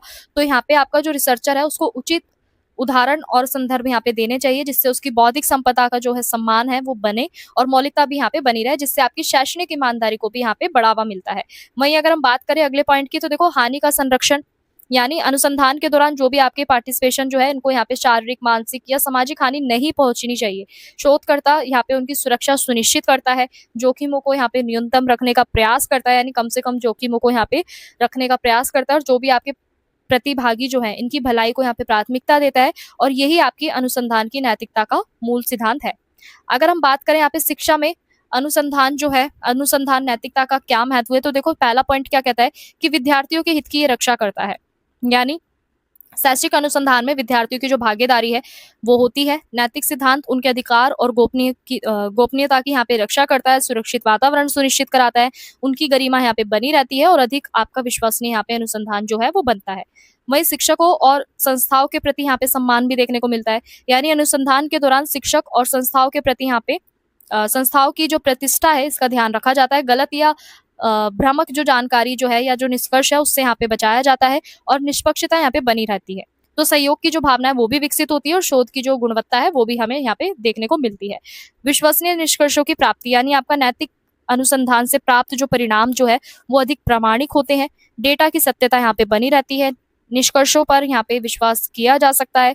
शिक्षा सुधार के लिए ये उपयोगी जानकारी प्राप्त होती है और नीति निर्माण में भी यहाँ पे सहायता मिलती है। वहीं अगर हम बात करें अगले पॉइंट की, तो देखो शैक्षिक संस्कृति का विकास, यानी नैतिकता का पालन करने से आपकी जो शैक्षिक संस्थान है इसमें ईमानदारी और उत्तरदायित्व जो है आपकी बढ़ती है, यानी संस्कृति का भी विकास होता है। रिसर्चर को एक सही दिशा मिलती है, सही डायरेक्शन मिलती है, गुणवत्तापूर्ण शोध को यहाँ पे प्रोत्साहन मिलता है, ज्ञान का विकास होता है और अनुसंधान का जो स्तर है वो भी उच्च लेवल का होता है। वहीं अगर हम बात करें समाज में विश्वास की स्थापना, तो देखो जब अनुसंधान नैतिक सिद्धांतों के अनुसार यहाँ पे काम करता है तो समाज का विश्वास भी बढ़ता है, लोग शोध के परिणामों को यहाँ पे स्वीकार करते हैं और अनुसंधान की जो उपयोगिता है वो भी बढ़ती है और सामाजिक विकास में भी योगदान मिलता है। तो शिक्षा प्रणाली, इससे आपकी पूरा जो एजुकेशन सिस्टम जो है वो और भी ज्यादा मजबूत होता है। अब हम बात करते हैं इस प्रश्न के निष्कर्ष की, तो यहाँ पे निष्कर्ष क्या कहता है कि अनुसंधान जो है आपका नैतिकता, किसी भी शोध कार्य की विश्वसनीयता, गुणवत्ता, स्वीकार्यता का एक बेस होता है। सूचित सहमति, गोपनीयता, निष्पक्षता, साहित्यिक चोरी से बचाव तथा प्रतिभागियों की जो सुरक्षा है, इसके प्रमुख ये सिद्धांत है। और शिक्षा सहित सभी क्षेत्रों में आपका नैतिक अनुसंधान न केवल आपके ज्ञान को डेवलप करने में योगदान देता है बल्कि समाज के विश्वास और उत्तरदायित्व की जो भावना है इसको भी स्थापित करता है। इसलिए प्रत्येक शोधकर्ता के लिए अनुसंधान नैतिकता का पालन करना बहुत ज्यादा जरूरी होता है और अनिवार्य होता है। वहीं अगर हम बात करें अगले प्रश्न की, प्रश्न नंबर 10 की, तो देखो परिवर्तनशीलता के माप क्या है, इसके इनके प्रकारों की व्याख्या कीजिए। वहीं ये प्रश्न आपसे इस तरीके से पूछा जा सकता है कि परिवर्तनशीलता के माप पर संक्षिप्त टिप्पणी लिखिए। तो देखो इसको अगर हम छोटे से इससे समझे, छोटे से इंट्रो से समझे, तो देखो सांख्यिकी में परिवर्तनशीलता का अर्थ क्या है कि जो भी आपके पास डाटा है, डाटा के फैलाव या उसके बिखराव से है। यानी किसी भी डेटा समूह में जो आपके जो मान है वो एक दूसरे से कितने अलग है, इसमें परिवर्तनशीलता के मापों के द्वारा इसको याद किया जाता है। और केवल आपका केंद्रीय प्रवृत्ति से किसी डेटा की पूरी जानकारी यहाँ पे नहीं मिलती, इसलिए डेटा का जो प्रसार है उसको समझने के लिए यहाँ पे परिवर्तनशीलता का मापों का यहाँ पे यूज किया जाता है। और ये माप जो है आपके आंकड़ों की स्थिरता, समानता और विश्वसनीयता को समझने में भी सहायता करते हैं। तो चलिए इसको समझते हैं। तो देखो यहाँ पे अगर हम बात करें परिवर्तनशीलता के अर्थ और इसके महत्व की, तो पहला क्या है कि आंकड़ों के फैलाव का मापन। यानी परिवर्तनशीलता जो है आपकी, परिवर्तनशीलता ये बताती है कि डेटा के जो मान है वो औसत में कितनी दूर है या कितने पास है। यानी आंकड़ों का जो पूरा बिखराव है उसकी जानकारी मिलती है। एक रिसर्चर को यहाँ पे डेटा की जो पूरा नेचर है उसको व्यवस्थित रूप से समझने में मदद मिलती है और निष्कर्ष भी उसके कैसे बनते हैं, सटीक बनते हैं और इसमें आपका ज्यादातर सांख्यिकीय विश्लेषण आसान हो जाता है करना। वहीं डेटा की स्थिरता का आकलन, यानी यदि परिवर्तनशीलता यहाँ पे कम है तो डेटा अधिक स्थिर माना जाएगा। अधिक परिवर्तनशीलता डेटा में आपको असमानता को यहाँ पे देखने को मिलेगा। परिणामों की जो विश्वसनीयता है इसका भी पता चलता है, शोध की गुणवत्ता का यहाँ पे मूल्यांकन होता है और कंपैरिजन करना भी इजीली हो जाता है। वहीं आपका समूहों की तुलना में सहायक, यानी ज्यादातर दो या दो से अधिक जो आपके ग्रुप है उनके आंकड़ों को यहाँ पे कंपैरिजन करना, उनमें परिवर्तनशीलता का उपयोग करना केवल आपका औसत समान होने से समूह से नहीं होता बल्कि जो भी आपका डाटा का जो बिखराव है उसकी एक महत्वपूर्ण ये मात्रा होती है। तो जिससे हम वास्तविक अंतर को यहाँ पे समझ पाते हैं और निर्णय लेना यहाँ पे रिसर्चर के लिए इजीली हो जाता है। वहीं अगला पॉइंट क्या कहता है कि अनुसंधान में उपयोगिता, यानी शैक्षिक और सामाजिक अनुसंधान में परिवर्तनशीलता के विशेष महत्व हमें देखने को मिलता है। और ये क्या करता है कि डेटा को यहाँ पे विश्लेषण को और भी ज्यादा अधिक प्रभावी बनाता है, शोध निष्कर्ष की यहाँ पे व्याख्या करने में सहायता मिलती है, परिणामों की विश्वसनीयता बढ़ती है और वैज्ञानिक अध्ययन को भी यहाँ पे मजबूती मिलती है। वहीं अगला पॉइंट क्या कहता है कि निर्णय लेने में या निर्णय निर्माण में योगदान, यानी परिवर्तनशीलता के माप नीति निर्माण और प्रशासनिक निर्णय में उपयोगी सिद्ध होते हैं। डेटा की समानता और असमानता को यहाँ पे समझा जा सकता है और उचित निष्कर्ष यहाँ पे निकाले जा सकते हैं। तो योजनाओं और परिवर्तनशीलताओं का मूल्यांकन यहाँ पे संभव होता है और निर्णय आपके अधिक तर्कसंगत बनते हैं। अब हम बात करते हैं यहाँ पे परिवर्तनशीलता के प्रकार। तो पहला प्रकार यहाँ पे आपका क्या है कि पारस। परास की अगर हम बात करें तो परास यहाँ पे क्या है, आपका परिवर्तनशीलता का सबसे सरल माप है। इसे अधिकतम और न्यूनतम मान के अंतर में यहाँ पे स्पष्ट किया जाता है। और परास जो है वो आंकड़ों के कुल फैलाव को यहाँ पे दर्शाता है। इसकी गणना सरल होती है और इसके जो परिणाम है वो भी अधिक हमें देखने को मिलते हैं। वहीं आपका चतुर्थक विचलन जो है आपका, ये क्या करता है कि जो भी आपके पास डेटा है उसका 50% भाग उसको क्या करता है, मेजर करता है, जिसमें आपका Q1 Q3 और आपका अलग अलग जो यहाँ पे चर मान जो है उसको देखने को मिलता है। वहीं आपका मध्य विचलन जो है ये क्या करता है कि केंद्रीय प्रवृत्ति से प्रत्येक मान के विचलन का ये औसत होता है। ठीक है, ये आंकड़ों के औसत फैलाव को दर्शाता है और सभी मानकों के जो गणना है उसको उसके अंदर शामिल किया जाता है और परिणाम आपके अपेक्षाकृत सटीक होते हैं और डाटा जो है आपका उसको प्रसार करने में अधिक बेहतर ढंग से जानकारी मिलती है। वहीं आपका मानक विचलन यानी आपका जितने भी परिवर्तनशीलता का जो सबसे महत्वपूर्ण ये वो है माप है। ठीक है, इसके माध्यम से हम क्या करते हैं कि जो भी आपके पास वर्गमूल आधारित औसत होता है उसके बेस पर ही हम आंकड़ों को ध्यान में रखते हैं और उसका विश्लेषण करते हैं। वहीं आपका विचरण है, विचरण क्या करता है कि विचरण जो है वो मानक विचलन का एक वर्ग होता है। ये मध्य से विचलन वर्गों और औसत को यहाँ पे दर्शाता है और आंकड़ों का यहाँ पे क्या करता है, प्रसार मात्रा में यहाँ पे स्पष्ट उन्हें करता है।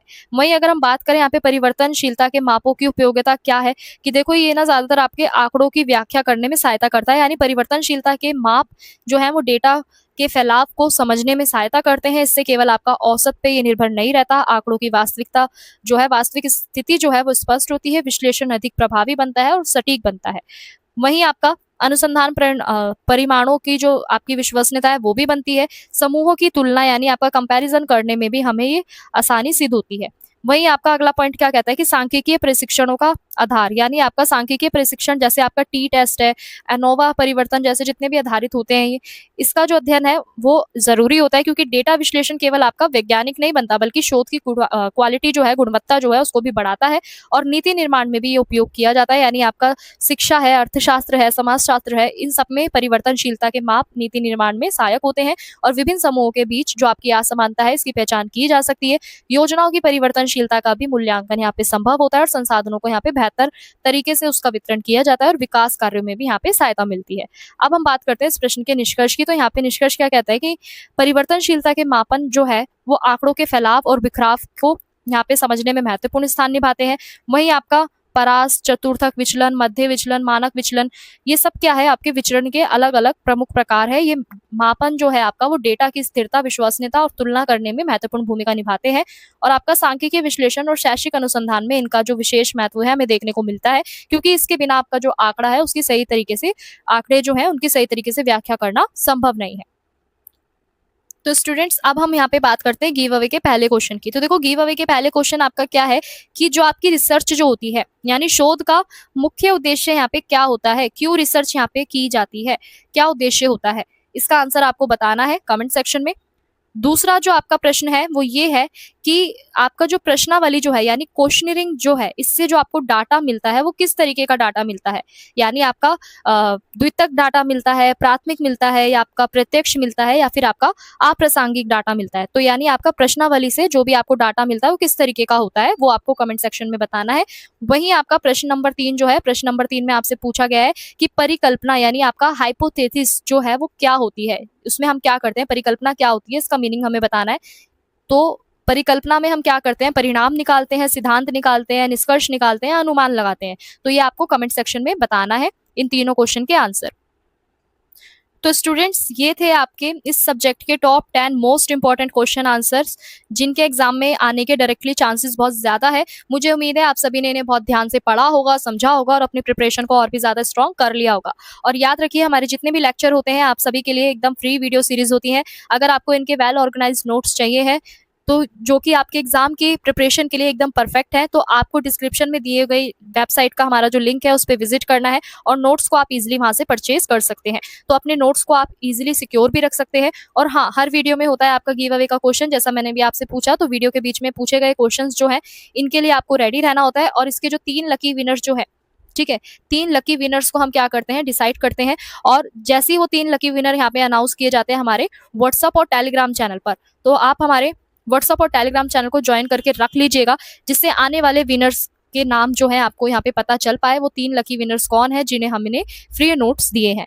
अगर आपको वीडियो पसंद आई हो तो वीडियो को लाइक जरूर कीजिए, चैनल को सब्सक्राइब जरूर कीजिए और अपने दोस्तों के साथ शेयर करना मत भूलिएगा। और आप हमारे व्हाट्सअप और टेलीग्राम चैनल को फॉलो करके जरूर रख लीजिएगा, क्योंकि आपको जो लकी विनर्स जो है यहाँ पे गिव अवे के, उनके जो नाम है हम तुरंत यहाँ पे अनाउंस करते हैं। तो जल्दी से जाके फॉलो कर लीजिएगा, लिंक आपको डिस्क्रिप्शन में मिल जाएगा, ताकि आपको इजिली यहाँ पे जो भी अपडेट्स है हमारी लेक्चर वाइज और ड्यू सोल से रिलेटेड जो भी अपडेट्स है वो आपको टाइम पे मिल जाए। तो आई होप आपको ये वीडियो पसंद आई हो, तो वीडियो को लाइक कीजिए, चैनल को सब्सक्राइब कीजिए और अपने दोस्तों के साथ शेयर करना मत भूलिएगा। तब तक के लिए मिलते हैं नेक्स्ट वीडियो में। आप सभी का बहुत बहुत धन्यवाद।